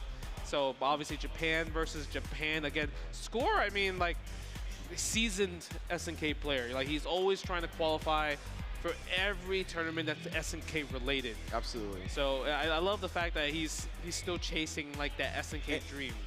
And like, I mean, he has been a mega threat in every game that's been released. Like, I've seen him throughout the years competing in everything. Like, he loves fighting games. He does. Specifically SNK, he'll play. I played him in 98 UMFE, like, randomly. I was like, bro, you're playing online right now? I was like, this is sick. Yeah. So really cool guy too. I'm really happy to see him come out and still killing it, man. Let's see. And I'm curious to see what character. I think like I saw Score, he was playing Hibiki. So Hibiki also a character from Last Blade. Oh, yeah. man. I love Hibiki from Last Blade. She's super sick character in general. Hibiki had a real nice run at a certain point in this game too, so it's a strong character. Yeah. Strong character, good mid-range pokes. It kind of reminds me of like a bit of like Ukyo without the 50-50s, but the mid-range section in terms of like the range of her pokes. Obviously, she can more in control. Yeah, more control. You're probably gonna go for a lot more grabs to kind of get combos, but you're fighting a character like Kazuki, who also does things mid-range, but a little bit better because of the projectiles and also the fire orb stores. How do you neutralize that in this matchup is really what's going to have to play out. Like, how do you neutralize the fireball game and the ball game as Hibiki? It's going to be a lot of reads, right? Obviously a lot of walk down. I think Score is going to be the ones that kind of like push the offense in general, while Kazuki's like, let me get my stuff sorted out before I cause my offense, right? Right. So you want to prevent Kazuki from gaining all of those resources. So I think Hibiki's going to be the one moving forward, pushing Kazuki towards the corner and kind of reacting and betting the farm from here, right? You already see that movement coming into play. Nice poke, standing B. And a lot of just defense, I think, right? Especially when you're playing a character, when you're a character that doesn't have a projectile, you have to rely on just defense and building that bar for Rage. Yeah, slowly but surely, look at that, already in the corner from Kazuki. Nice punish. Playing the distance here. Score finally gets in, and that throw, just like you talked about, coming into play here. Yep. Goes for the side switch as well, too. Yeah, this time she's chilling out. Yeah, nice run slash. Oh my god, that's gonna combo? Yeah, it does. She doesn't have the weapon now. Look at that, 50%, over 50% gone. Do we get it back? Picking it up, the no pickup mix-up. Yes, now we pick it up. I love that. Oh my god. That is a sick combo. It is. It's really the tale of this first round where Hibiki was doing such a great job, right? But then Kazuki just lands 2 fire orbs and really won the round right there. Yeah. 2 interactions, he was able to seal the deal compared to Hibiki trying to weather the storm. And also parry's gonna be a factor, right? Because you got to worry about like standing M as well too. Yeah, because again, in this matchup is like we do represent the big buttons a lot, so it also leaves you susceptible to those parries. All right, Kazuki building the bar.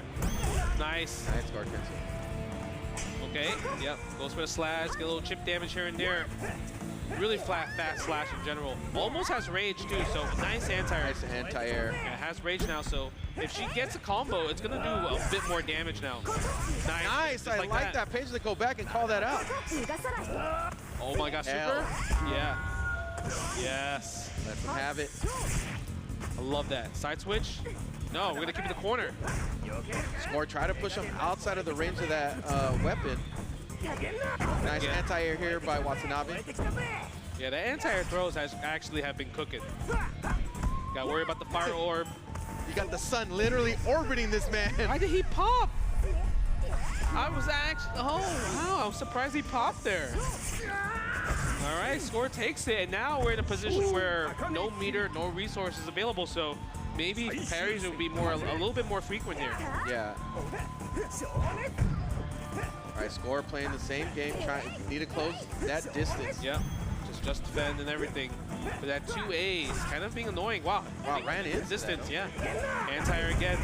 He's ready for the anti-airs, especially when you're like thinking he's gonna throw a projectile at this range. He's like, please jump, and it gets like the air throw. And that did so much damage, bro. Nice, gets the knockdown. Making sure he stays in the corner. Had to do early, nice challenge there from Watanabe. Side switch, and now control that corner. Nice damage here. The Oki setup. Yeah. Was that enough? Oh, wow. Just enough right there. Yeah, that was just enough from Score, taking the first game. I mean, that was like down to the wire as well, too. Score pretty much played the game until it became successful as far as the strategy went. Yeah. It definitely did feel like it was like a kind of like a cat and mouse game, right? You're like, okay, chasing down Kazuki towards the corner. But the thing is, when you try to engage too much with Kazuki, his damage output is so high. I think another thing too that I saw from Score that was interesting, you saw like the early jump attack timing, right? Yeah. Like there was a corner situation where he did an early jump attack to immediately engage him because he was successful with the anti-airs. Yep. So it's just interesting, these little micro like timing decisions that happens in this game, and how Score was able to like nudge himself into advantage. No, it's beautiful. Though I do want to see more. I feel like chased out air-to-airs, right? Because I think this one in particular, this game was completely 100% ground-based. So a lot of throws were super successful from both parties, right? So we'll see what's going to be the adaptation. Because if you're Watanabe, you're thinking like, I don't know what went wrong because the match was so close. Like it could have went for either party, but we're getting a character switch to Baiken. I mean, which makes sense, right? I feel like Baiken can also outrange in this particular scenario and also do a bit more damage in terms of like dash up throw and everything. Yeah. I feel do more damage as well, in a very similar situation between the two characters. Nice. Go for the standing B. Good for the parry, but got punished for it. Yeah. I feel like with Baiken's counters, it's like they're not as reliable like as they should be, because especially when you have deep jump-ins, because of the landing recovery frames causes you to recover faster. Yeah, so it's hard to commit to that option when you're playing on defense. Ouch. Ouch. Nice. I love that. Just, you know what? Fully committed to just like, I don't need to pick up my weapon. I just need one little hit, and that will seal the deal. And to put Score at match point. And this is winner semifinals from what I see on the board. Got the bait. Oh, bro. Dude, I was when the bank doesn't work, man, the investment of what that happened, you were just talking about how like I want to see more call-outs in the air, and then it happened, and you're like, bro, all that investment. The whole match was for that. It's crazy because I think it would have worked against any other character, but because Baiken's like jumping C is a downwards poke, it just like stopped her from like, no, you're not getting me, baby. Oh man, but you know, Score playing deep into this match, deep into the game plan or the mind games. Oh, again the dash slash, right into the low. One more interaction was good. You have to be forced. Yep, force the rage explosion right here. Oh, immediately goes into it. No setup. Yeah, that was right away. I mean, I think that was because of they play against each other. Right, I think that was a tell from like previous sessions that they played against each other, maybe in tournaments and lobbies, that like Score is that very active person. So he probably thought Score was gonna backdash. So maybe he did a premature Eason there. Maybe a little too early on trying to get up close to beta backdash or something like that. I don't know, but became very dominant there for Score as he made really big reads and big adjustments and took over. And the character change didn't quite work out. Yeah, that was a bit tough right there, but Score moves on, stays in the winner side of the bracket. Staying a legend, man. Yeah, great. We'll see it's a wannabe later down the road, but like, look at this. This was complete control. Like, I felt like Score was in control of neutral, control of like positioning, with punishes, everything. Like, he was able to call out every single thing. Yeah, that was like right away, super right away. I mean, it makes sense. I feel like a backdash in that scenario, people like to run them in backdash, right? That's a common movement strategy in a game like Samurai Shodown. He's like, oh, I can't believe I bet the farm. Yeah, man. Still able to have fun despite all this high pressure action here. The legends still becoming successful. You love to see it, man. Like there's a reason these guys were so great many years ago. Yeah. It's not that it's like, oh no, that was just that time. He's like, no man, the competition was stiff back then too. You know, we still maintain this skill level over the years. Nice to see it continue. It's another thing is it helps when you are a person like Score, and also a lot of people that have the passion of like loving fighting games, right? Because I think like fighting games in general, they're just so special, where you learn so much. Like the best part about fighting games is when you're playing against international players, we don't speak the same language, but you can speak the language of playing fighting games to understand what's happening together. I saw what you tried to do there, bro. Like stuff like that. Like, you try to get me with that setup. Not this time. Especially this, it's not even like we play other games. There's actual setups, right? Like, I don't know, I throw an orb and I start Oki or whatever. Yeah. Like, okay, that's a setup. But a setup is like, hey, I just paused in front of you because I saw that you like to jump. Yeah. And I didn't bite. And then I backdashed late. Like these little micro decisions that really don't happen. They happen in such a big way in Samsho, but are more micro decisions in other games. Yeah, but I think it just plays a huge part of Samsho just because it's a game that's not full of combos, but it's more of like strategies and also really breaking the person's habits, also causing people's habits, because human habits is a huge thing, and sometimes, you know, people eventually, habits just die hard. Like, you just can't control it sometimes. You can't control just pressing throw. You can't control just jumping back because you feel the threat of it in your heart, in your mind. It's just a bodily function that just like causes you to make a decision like that. And the hard read is just rewarded to such a level. In not that super duper Hibiki though. The down C from Baiken, kind of saucy. Hey man, when characters get these hitboxes that transfer over, you're like, all right. Yeah, it made sense to me. I've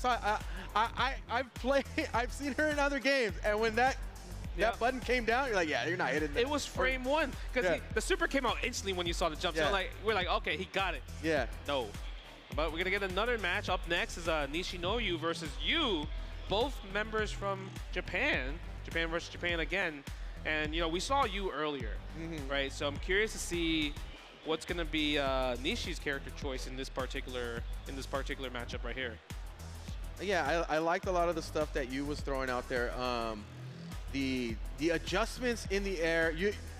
Again, we talked about earlier about like what makes a character really useful in certain matchups or in general, what successful strategy is.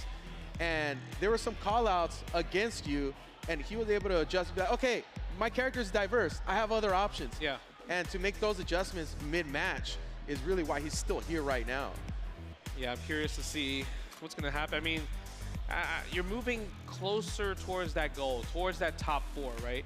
And obviously, the more wins you get, the bigger the prize pool you also obtain as well, too. I mean, $500,000 prize pool in Samurai Shodown, it's huge, especially for people that, like these players that have been playing the game for pretty much like for the love of the game, right? There was no prize pool of that caliber. This is like the last game that was like for the love of the game. Yeah, yeah.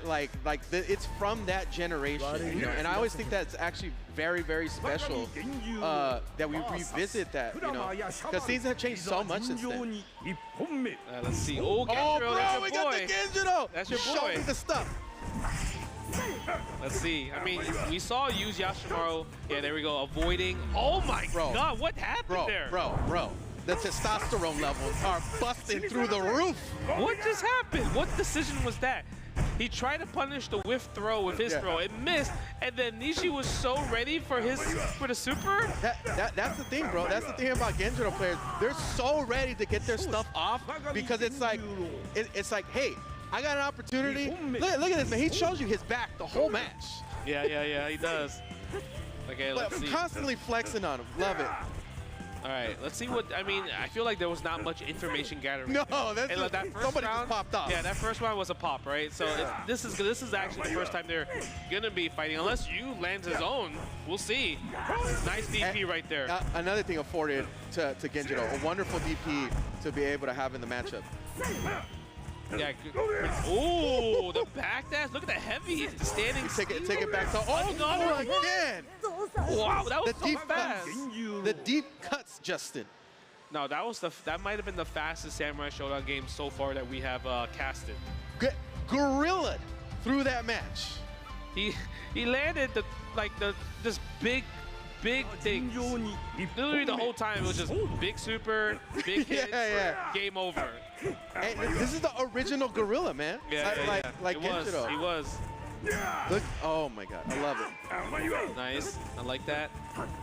Let's see what's gonna happen from your side. And I'm sure Yu's like, hey, hold on, man. I'm supposed to be taking control on this matchup, and this dude is running through the bases with me. No, it's crazy that Yu has this strategy. He's thinking about neutral and everything, and he's like big hits. Yeah.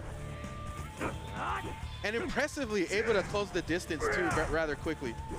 Ooh, you see that little patience there from Nishi. Yeah, I also like the buffer. He's like buffering DP as well too. Yeah. Oh, no DP there. Again, the instant overhead. Recoil cancel. Like it. Recoil cancel.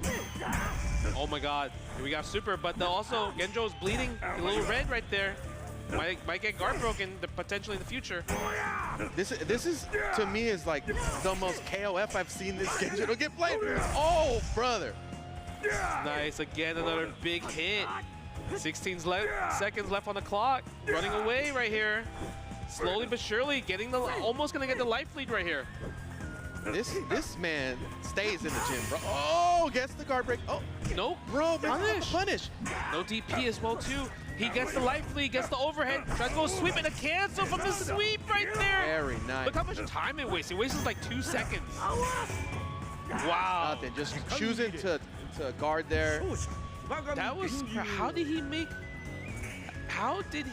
that comeback? Like literally that was all like information gathering from you. Because he felt like he got desperate because it's like he sees the clock and he sees like I need to try to get one more hit right there as well.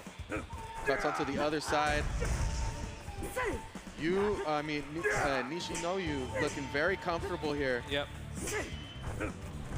Just playing at a remarkable speed here too. Nice throw there to engage that active offense there from Nishinoyu. Oh, good punish. Yeah, go for the 2A into the Rekkas. Hits so chunky when you get that too. It does, right? Yeah. You want to make sure that you feel it. This is the character you feel it with.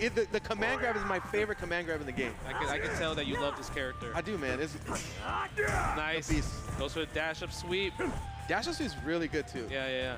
Tries to get a meaty sweep too. Oh, with punish. It's like here's a little 5A. Bro, let me get that real quick. Hold on.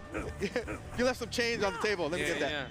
Yeah. Nice. Now try to go for their 5A. This time gets a sweep. Nishinoyu, I think now his game plan is like, okay, how do I prevent the rage, right? How do I prevent the rage explosion happening? You know, 12 seconds left on the clock, big hits like that. Full is the rage. Yashamaru taken away. Oh! What a sick call out that was from Nishinoyu. Ready, bro. It's like you said, he came out the gate ready. Yo, that air to air was insane right there. Like, because the thing is, Yu was actually, he preemptively jumped, right? Thinking that Nishi is going to jump back. But in his head, he's like, well, I'm not scared of you because, one, even if you grab me, you just get a combo. You don't combo into your super anyway, right? Right. So I don't lose my weapon here. So I'm comfortable affording that grab damage. So the fact that he waited for that to call out with his own jump B, I think that was kind of beautiful to see. Good reaction also on point. Nishinoyu, what an entertaining matchup that was. And also for me, bro, you asked me earlier, it was like, what do you want to see? Genjuro, and we got the sickest. This is how you play this character, bro. If I were to imagine how do Genjuro players play, it's like this. Big hits, big hits, big gambles. And even 10, like the first game was big hits, big gamble, but the second game, he whiff punish, he was able to control space as well too. Look at this, he can afford to throw here. Yeah. That was so sick. Look at him. Wow. The pop off, the happiness. He almost flexed on us. Did you see that? You got him. And that was also losers round 3, right? So Yu is eliminated from the Samurai Showdown tournament, and Nishinoyu moves on with Yugi. So you'll have more Genjuro in the future. Love it. I'm looking forward. Yo, can we get Tam Tam next though? Hey, I feel like that's pretty possible, man. I mean, Tam Tam's pretty legit, so. No, you know what? I played in the S Factor tournament with Tam Tam, right? Oh. So then I hit standing B. Yeah. You know, it's one of my favorite pokes ever with him. And then I fought an Earthquake, and he reversal super me, and I was like, oh, okay, never mind. I thought that button was good. What happened? I thought we were cooking here. Yeah. So I kept getting punished super on block. So I was like, wow, okay, never mind. You guys play. Yeah. you guys know the frame data. I see. Yeah, and here at SWC, people play.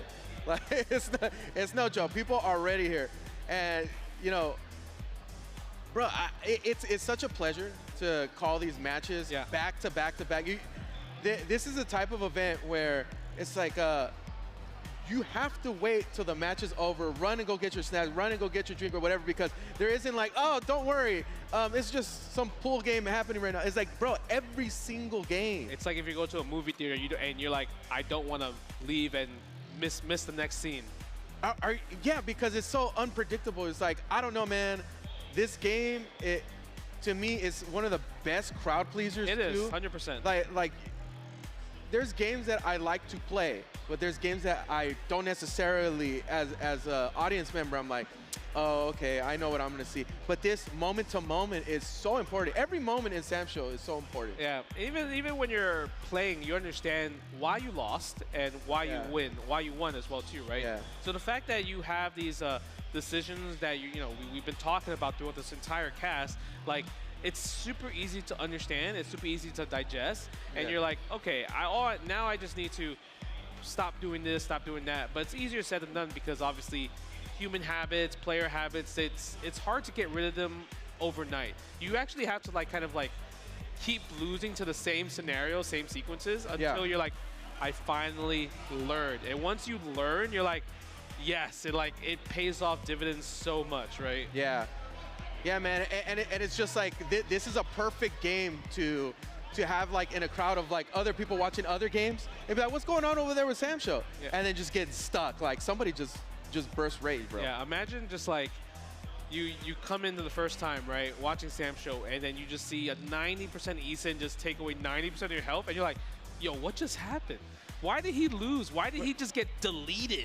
He literally got deleted there. When Samsho is the only game that's getting broadcast and the sound drops out from the rage explosion, like, bro, boom, boom, boom, boom. It's crazy. No, Jaws is on deck, bro. I remember anytime I'm fighting somebody in rage explosion, I'm so scared because it's like, what if I whiff a button and they Isen out, right? Yeah. What if they press a button? What if they do Isen when I press the button? So it's like they're not whiff punishing, they just call the read. And it's like, every time I get hit by Isen like that, I close my eyes and I'm like, I can't believe that just happened to me. Yeah. Like, you know, it's one of those things. So, because all you have to do is just hold your ground. But the problem is holding your ground is so scary just because run up and do nothing, right, is the scariest thing in this game. Run up and do nothing in any other game, you're just like, all right, why'd you do that? You just lost your ground. I'm able to attack. Yeah. But you're not allowed to do that in this game like that. So no, because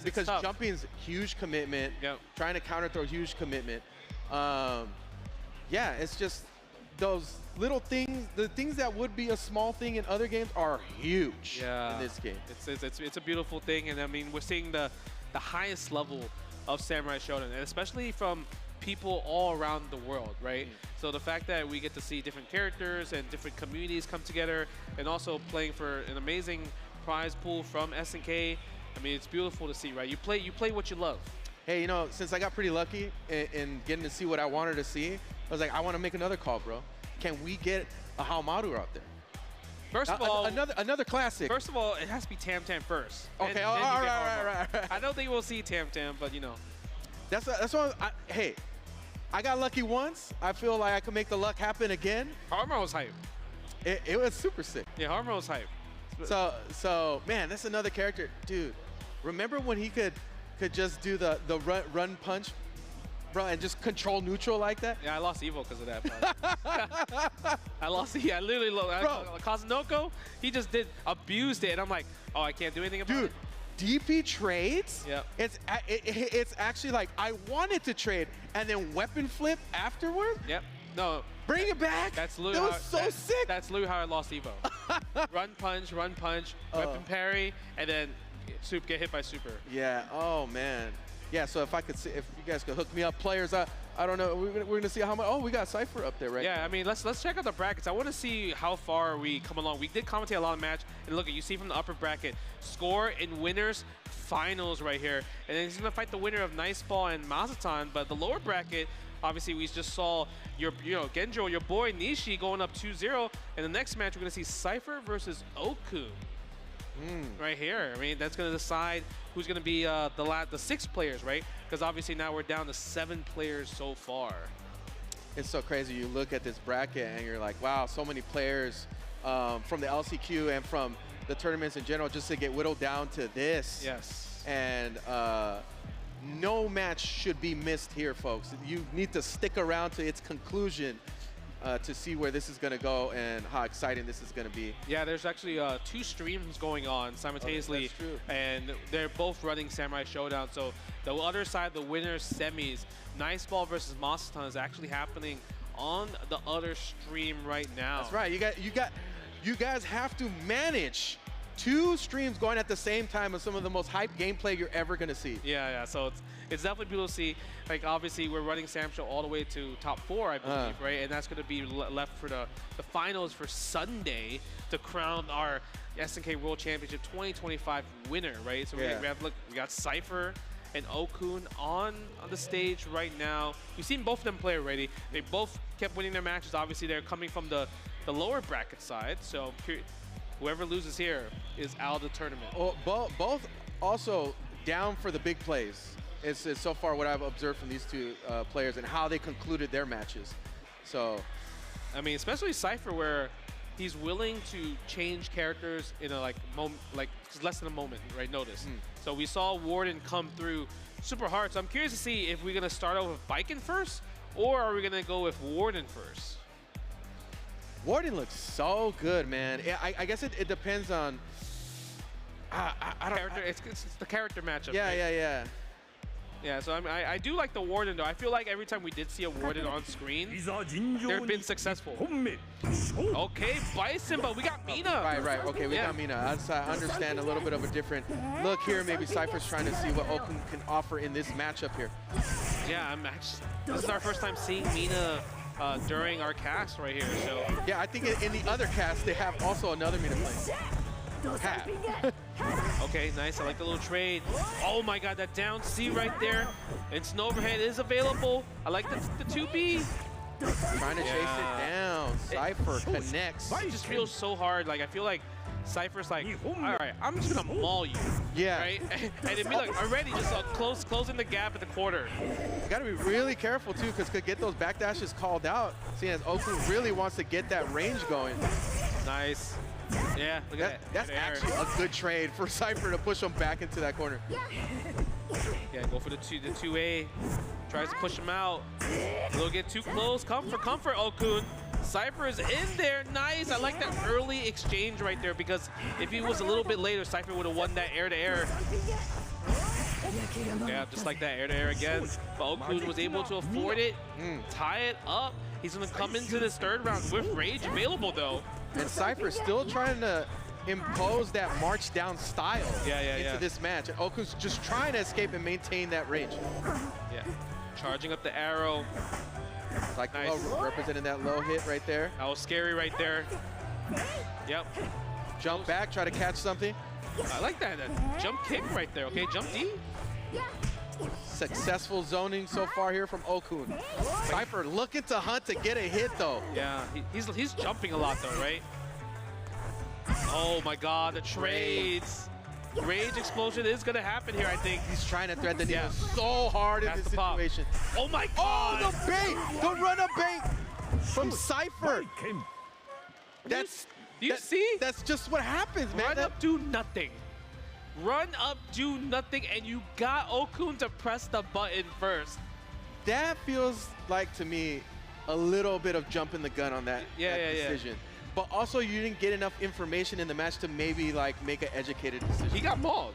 Yeah, exactly. Exactly. It felt like Cipher was like, all right, I'm gonna just hold forward and just really just test your patience, right? Test everything you're doing. And you can even see before that E-Sen that Okkun popped, he was just jumping back like so scared, don't know what to do. Because at that range, his normals are not better than Baiken. Baiken's 2M, I worry about the instant overhead, right? That stuff like that is just so tough to deal with, right? And obviously with Cipher just going air to air with him, and your little lights versus my jumping heavy, it's clearly in my favor for sure. Also, he's been able to really be masterful at creating low-risk situations that controls a lot of space in front of him against these matchups and marching them down at the same time. Right. And again, Okkun very comfortable with putting their backs against the wall. So against a player like this who's able to march people down this successfully, seems really dangerous.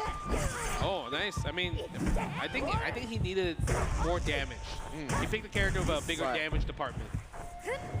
Able to play kind of like a good, air game. Nice. I love the call out on there. Positioning perfectly to allow that opportunity to happen if it presents itself. That's also something to think about here for Cipher. Okay, let's see. Inside now, Cipher's like, all right, I'm chilling.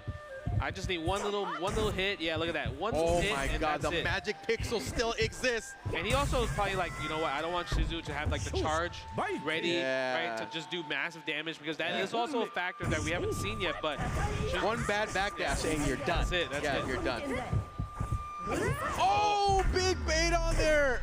And I love that. The super. Yeah, unable to rage explosion there, so you have to eat all this damage. So I don't think it's enough though. Yo, we're waiting. We're waiting. Oh, look at that. Whoa. So now you're forced to pop. The decision is so bad. There it is. How much damage? Oh! Okay, nice chunk there. Still in the game. Yeah, has to pop here. Oh my god, that could have been Let's see. Again, the same thing with Cipher with the... It's like, I think it's ready now. Right? He did the same thing with Warden in the previous games. Bro, was this the fastest match? I think the Genjuro one is the fastest.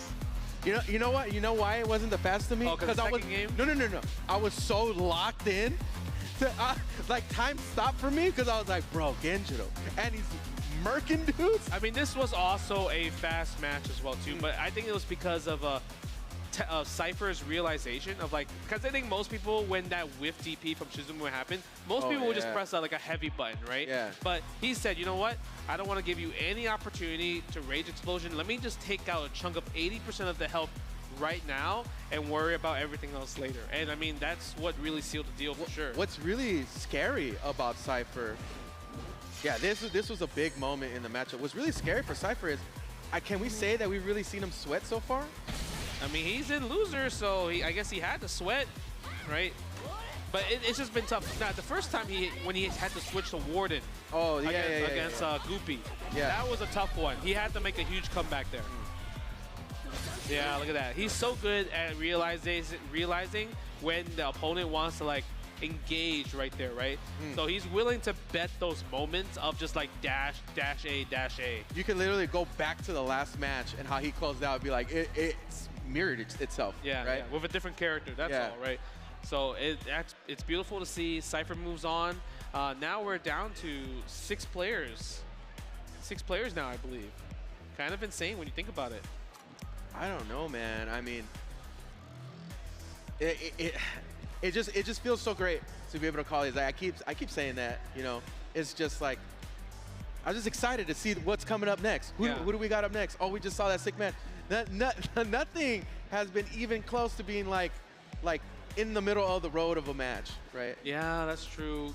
All the matches have been really, really good. It's been exciting just to kind of see like the preparation and also people like trying to challenge like specific moments, especially when people, you know, people want to jump back or people want to grab a lot, how to avoid all that. Samsho has way too many amazing moments when you have to think about like, how do I win at this game, right? Do I backdash? Do I throw?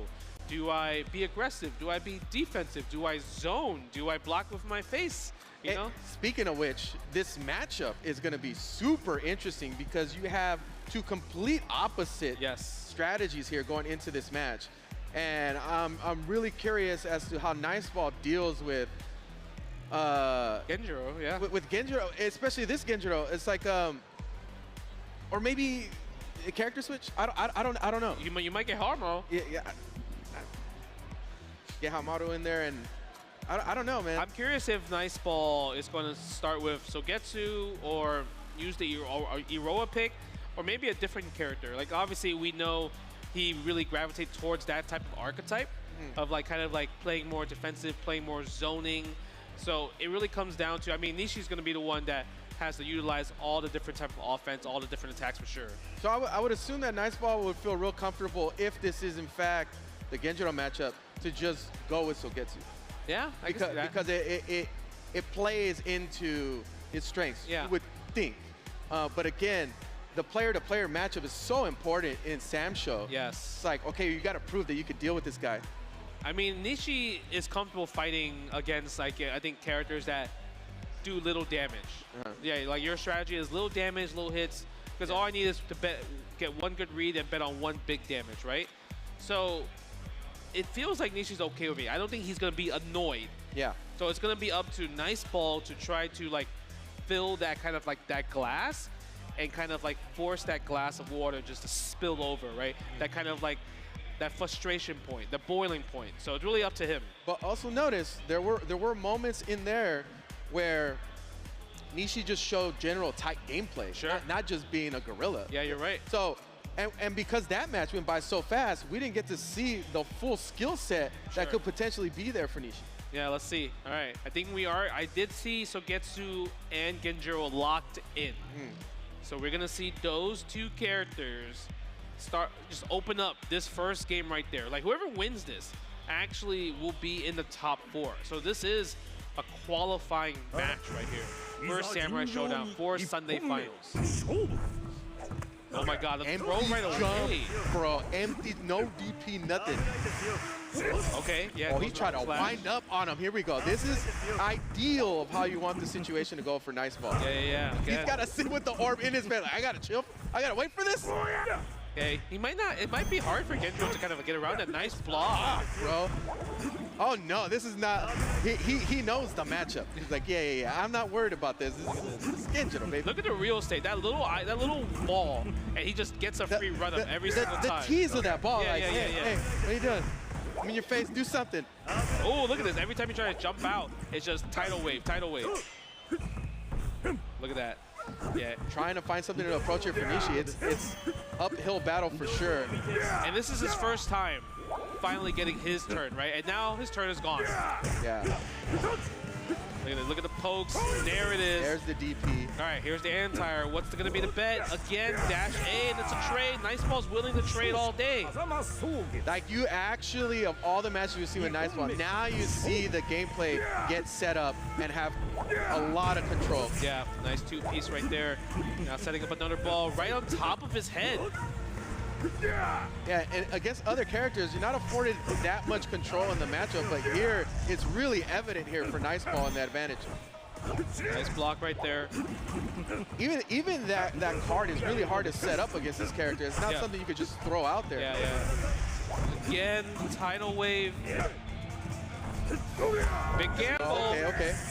Yeah, so loses weapon. Look at the damage on that. That did a lot of damage. That was really good damage. What? Yeah, tries a spot dodge. It's not working out. Nishi's not giving a bite. And he picks it up. No punish. And that's okay. I think Nishi's like, all right, comfortable. I did all my damage. So now it's up to him to close it out. Oh, man. And Niceball can still play the zoning game. He has a lot of time left. 24 seconds left. It's still doable. Never mind. Nice finish there from Nishi. Yeah, I think the dash C was a very committable. That was a lot. Yeah. Huge commitment there. Oh, interesting. Closing the distance here. Niceball being way more aggressive. I wonder if it's because of the rage. Like he wanted to kind of capitalize off it before it runs out. So we'll see. Sometimes. Oh, but now Nishi's being able to party here. It hits so deep. The deep cuts. The deep cuts is real. Oh, teleports out the corner and it worked out. Again, the empty jump throw. And see, this is still little damage. It's just annoying, right? For the most part. I love that call out from that jump back attack. Yeah. Air to air. Okay, yeah, dash A. Dash A again. He sees it. You can't just teleport for him for free like that. Oh, the spot dodge there? No DP. The DP, he really needs to get the DPs, but the thing is, Niceball's like pressure of just like dashing back, jumping forward. It's causing Nishi not to react accordingly, right? Oh my god, Isen's available. It can kill before Niceball can pop. Does he pop eventually? Nishi's been trying to get him to move the command grab. Dude, it's so crazy what Nishi was doing there. There was like 3 instances where he was trying to get Niceball to do something. Yeah. And you saw that the change and dramatically just deciding, I'm just gonna like gorilla, for lack of a better term, through these setups and just commit. And then the game started collapsing a little bit there for Niceball. Yeah, it also helped a lot that he chose the command throw options out of all, because if any normal hit, any just regular grab, then literally Niceball would have been able to pop. Right, able to use his kind of like his escape card to get out of the scenario. But the command throw was just enough. 40%, also 40% increase on damage as well. Yeah. That saved him. Very nice option there, very nice decision there for Nishi. Able to turn it, and somehow taking that first match, which seemed like Niceball had complete control of that. He did. I don't know what happened. I mean, the third round where he was a little bit aggressive. I was really surprised by that, and the way that the round before ended. Yeah, that's true too. Yeah, I think maybe Niceball is going to go back to the same strategies that we saw from round 1. But, I mean, at this point, he has the one to play perfect because Nishi already has one on the board, right? Yeah, and Nishi's going to be able to take more risks, too. Right, goes for the throw. Yeah, see, like, the damage is like he's willing to take these throws. It's, like, not that bad for him. Goes for the sweep. Yeah, cross up. Doesn't block it this time. Always nice to hit those. Whoa, other side. Dash A. No attempt. Yeah, look walk back. Now he has to close it. He has to. And this is a situation you don't want to be in if you're Niceball. That rage went away really, really fast for Sogetsu. Nice. Nice call out. Nice call out again. Niceball is ready for those air-to-airs. Keep yourself grounded, folks. Empty jump into, oh my. This guy's got a mental rage explosion. He just starts doing these setups. Yeah, the ball, look at that, the knockdown and everything. The dash. Dude, he tried to fade it out. Oh my god. Nishi was throwing everything possible to get him to move and do something so he could take advantage of it. And Niceball was just not biting. You know what I feel like might have worked? Run DP. Yeah. Sometimes run DP might be a factor. It could get you killed, but I think in like 3 seconds left, it might have been able to work. And you know what? That's a Genjuro move, bro. Genjuro classic. You got to get those off. I also noticed Nishi has a good game plan against Niceball when he's in rage. Yeah. He just backs up, right? It forces Niceball to kind of like retaliate, and that's where he was able to get a lot of damage off. Yeah, check with the 5A right there. Nice. I don't know. 5A again. Pretty wild that Niceball's willing to swing with the big boy. All right, yeah, nice control here. Yeah. Good punish on the counter. Oh, that's a great trade there for Nishinoyu. Yeah, get the knockdown. Oh, where you going, buddy? Yeah, I think Niceball sacrificed the life for real estate, but now he's getting close to the corner, but he's able to set it up right on top of Genjiro's head, gets another two-piece combo, but he does the rage activation. Uh-oh, can't afford one more hit. He also can't set up ball, so Niceball has to win neutral here off of a button, maybe 5A. Yeah. Wow, it took 3 hits, bro. They had that small sliver of life, and it still took 3 hits. It's crazy because, like, normally after a 2B, you would think, okay, maybe I should match Eason here because obviously he's not comboing 2B in a 5A. Yeah. But I don't know. I'm sure. I wonder what he decided to do after the 5A. Did he try to jump out? Did he want to get some space? But if he did a hard call Eason there, it would have got him the round at least. I think you're starting to see here too, in the playstyle that Nishinoyu likes to play, I think there's a really big mental dump that he had in those matches because he's investing so much to try to make a play go his way, and then it didn't this time. So in the final match, we got to see how that plays out. Sure. Let's see. Throw another water orb right here. Similar game plan that we're going to see, right? We're going to see Sogetsu kind of like set up shop, get the knockdown, able to set up the orbs like you see right next to Genjuro. Look at that, the control. And Nishi's always going to back off right there, not trying to retaliate at all. Yeah, and you know what? Even if that light swing from Genjuro connects, which is a good tool, again, it's like you said before, not a lot of damage. You don't have to really consider that as a real part to deter me from doing my game plan. Oh, that's a... Bro. Got the chunks again. One hit. Oh! A massive chunk one more time. Oh, he tried. He did. He heard He's like, one for my boy. He really tried it. That's crazy. Oh, nice. There it is. Bro, a 3-P. Oh my God. He heard you. I love this character. Thank you. Thank you, Nishinoyu. Yeah, he landed 3 heavies. Hey, but you got to think about what has to happen in a match for you to be able to get hit 3 times that way. Yeah. What's falling apart for Niceball that Nishinoyu has just been able to take that whole round like that? It's because of the life lead. Niceball is comfortable in controlling the place when he has life lead, but when he has the one to make the comeback, he takes these big gambles and not thinking about whether they backdash, whether they jump back. And it happens on a dime. Yeah, and he activates Rage here so early. There he is. Okay, and that's punish. Okay, but not that much damage, right? Because it's early, Yeah, we're gonna be able to afford it. And now, Niceball has to literally win the rest of the set just straight without any resources, any meter. This is a really, oh my goodness. Another one? Runs into it. 5th time's a charm? Imagine. Oh, he gets that, but no range though, so. Oh, this doesn't combo. Unfortunately. Niceball getting an opportunity to take this one back, maybe make a huge comeback. Okay, I like that. Yeah, that was such a good challenge for Nishi right there. Oh, bro, that was the cross up and the running slash. Oh no, but it's still, even though it's match point for both players, it's not even because of the resource management. Nishi has the advantage. He has a burst available. He also has rage, able to activate rage as well. If Niceball's trying to win this, that's exactly how it needed to go. All right, let's see. Because this, again, the resource investment here and what could potentially happen. Nice. Okay, stay on the same side. It's a mix. Okay, it's a mix. Winning the battle, but can he win the war? Nice chase down. That's big a big win. trade. Big win for Nishi. These little hits. Overhead again. Overhead. And he still has that. He still had that rage explosion on deck. So even if a big attack connected, he could have still had another opportunity. Yeah. Woo, that was tough, right? Because look, Niceball's like, I just lost half life right away for no reason, right? The problem was like because he didn't have resources available for him, he lost too much health there, and he's the one that has to make the comeback, right? Yeah. And because of Sogetsu's like low damage output and everything, like, and he's more of a controlling character, it was hard for him to make a comeback. While Genjuro was like, I'm gonna get these big hits, right? Because you're the one has to create offense against me. Yeah, those big hits from Nishinoyu changed the game. You know, and like we were talking about earlier, just how much the gameplay had to change from a dime. Yeah, shout outs to Niceball, man. I mean, you made it this far. Yeah. You know, you put on a good show. He's been playing. He's been playing since forever. Yeah. And I mean, 5th place, you still get a good amount of change, right? It's not the 250 that you probably wanted, but you know, you're still in the thousands mark. Look at this. Yeah, look at this. The last hit. He was getting a lot of mix off, right? That was nice really call good. outs. Oh man, that could have been nasty. And that was huge right there. The big punish. So big. Yeah, a lot of little small hits. Trying to go for a weapon, you know, a parry right there.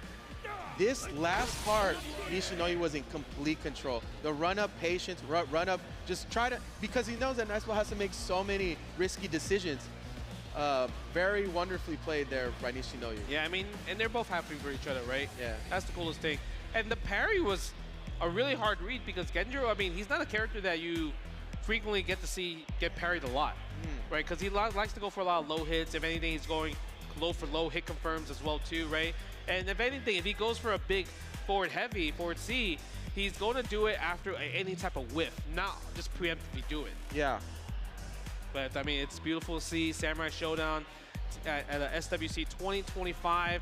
It's been a crazy ride. So many people, so many different archetypes. We saw so many characters as well too, like a lot of different type of play styles, which is beautiful to see. Yeah, especially this last one, right? I was really interested to see how a like true zoner type archetype and player can play against somebody like Nishinoyu, who in the match before, we just saw him gorilla through those matches. Yeah. But here, we finally get to see a little more tactician, a little more resolve mentally to get through those matches too. Because that's also another thing in this game, right? It was like, did I dump too much of my mental energy in this match? And look at the bracket right here. Our top 4 is set. Masaton versus Score in winners finals, Japan versus Japan. And at loser semis, Nishinoyu versus Cipher, Japan versus Mexico. Cipher coming through, going through everybody in the lower bracket. This lower bracket right here, this match, that's what you want to see. Is gonna be nuts. That's what you want. You want to see Genjuro. This is a blow for blow match right here. It is a blow for blow. But let's check out how much the prize pool is. The top 4 is going to be playing. Look at this, all 5-digit numbers. $25,000 for fourth, $50,000 for third. Second place, $75,000. First place, $250,000. To be honest, all 4 is amazing. But obviously, everyone wants to get that first place because that's pretty much life-changing money for them. You just look at that. I'm just looking at the screen in front of me, seeing 250 on top of 75. It's like, hey, you're living good, and it's like, no, bro, you get to live on Mars now. Yeah, you know? yeah. It's like you get to be interplanetary. And this is the pretty much for the love of the game, right? Everyone, obviously, whoever's in that top 4, they're not a new player. These are players that have been playing Samurai Shodown because since the game, since 2019, or even before that, from older Samsho. And so much about how we play games in general has changed since 2019. Yep. Like, for everybody, man, whatever game you play, the online tournaments and everything, the tours that are happening since then, to reach back into the past and pull from these people that are really true grassroots and know that they're getting rewarded for their support. It looks like you're going to get what you want. You're going to get your match. Hey, I'm getting my match. You're getting your match right here. I feel so rewarded today, right? Bro. You got blow for blow. Genjuro versus Baiken or Warden. Which out of the 2 characters, Baiken and Warden, who do you want to see Genjuro to go up against? Ooh, man, you know what? To be honest with you, I think Cipher has done so well at zoning out with Warden. Yeah. That if I were Cipher, I would roll with that just because I feel like as a Genjuro player, it's like, how do I approach how well he can control all this space in front of him with his jump attacks and his normals, especially when you get cornered like that. Yeah. This is why I want to see this clash. I want to see how Nishinoyu problem solves a player like Cipher who wants to walk people down. So fists start getting thrown is all I'm saying. Like, this is... He's going to throw down some heavy buttons, that's for sure.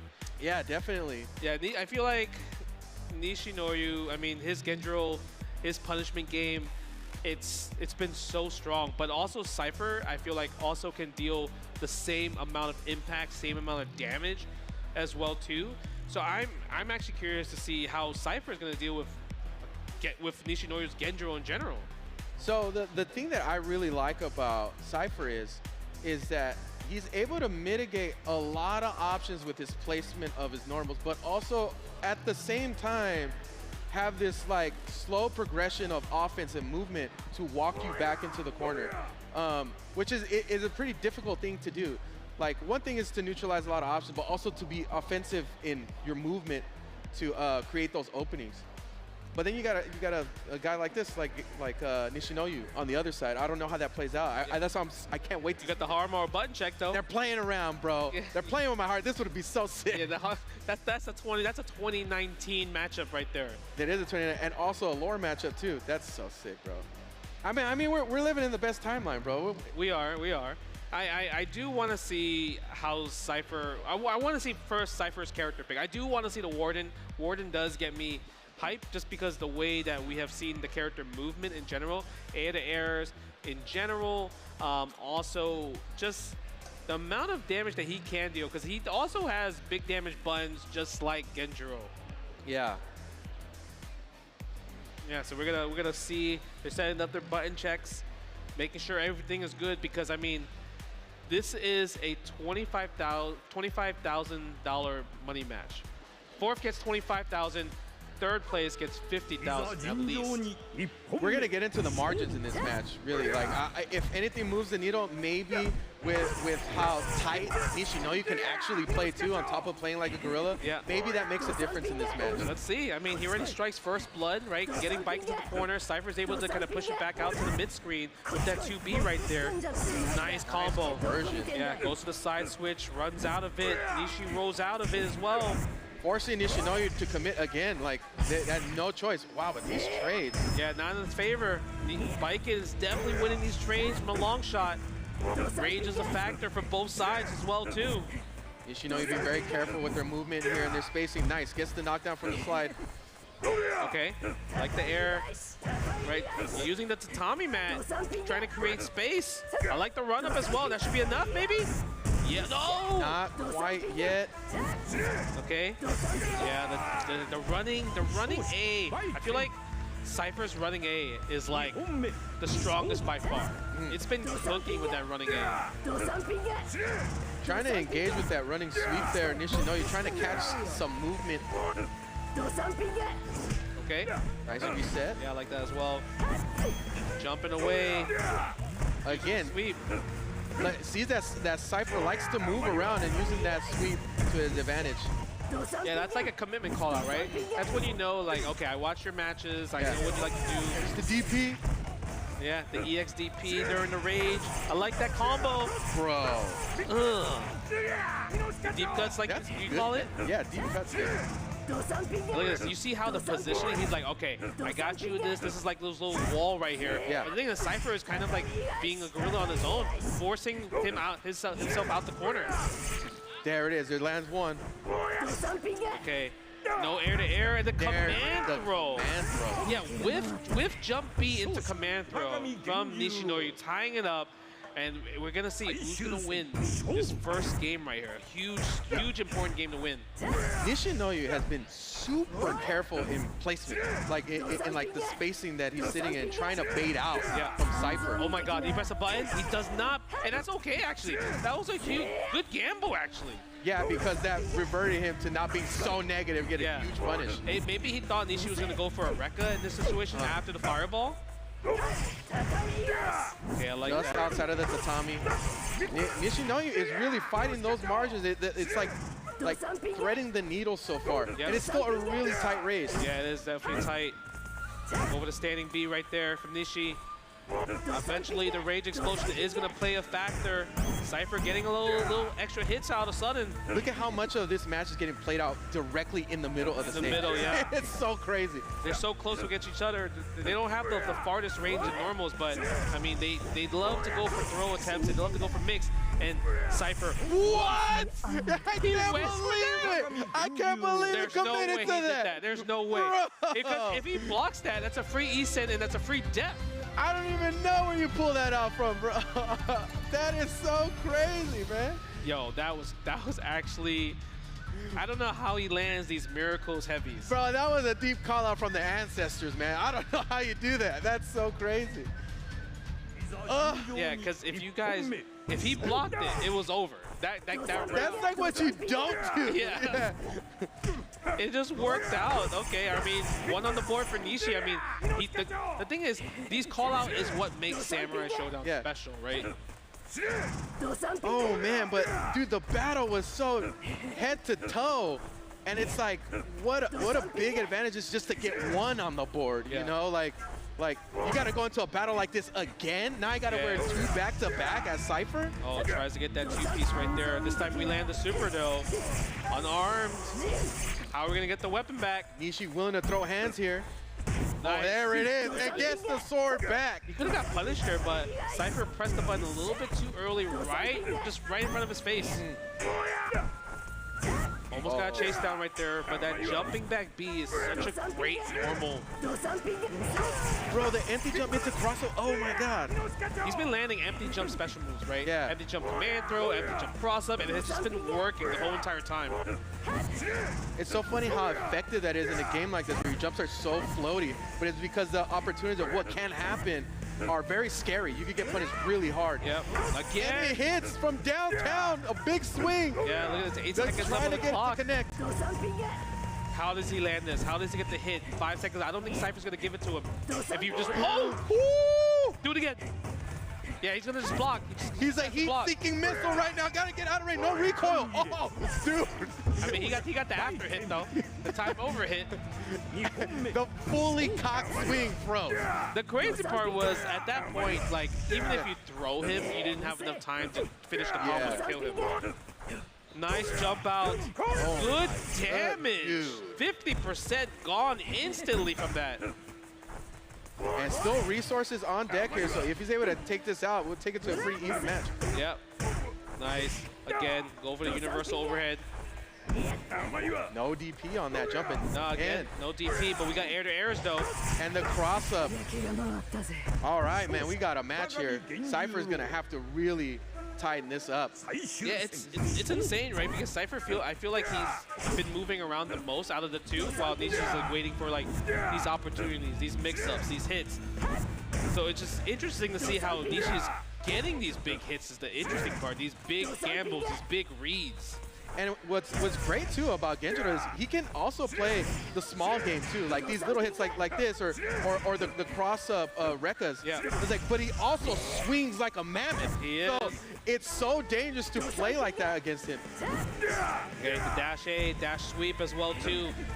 Tries to catch the back dish. This movement from Nishi. No whiff punish on the 2B though.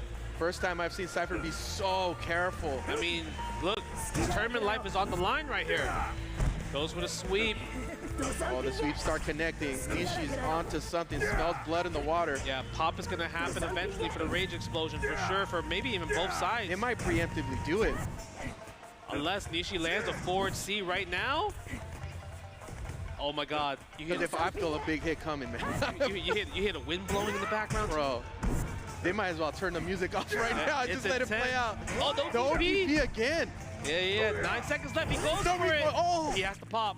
He can't afford. He can afford one medium. Oh, the overhead like you said earlier. Yeah. He has to pop. Freeze the time. Oh, Cipher able to airtight close that match out. It's always the A. Dash A, 5A. That's like Cipher's closeout button. That's the button that he can rely on. That's gonna be like, all right, this is how I'm going to close out the round every single time. We've been seeing it throughout this whole entire bracket.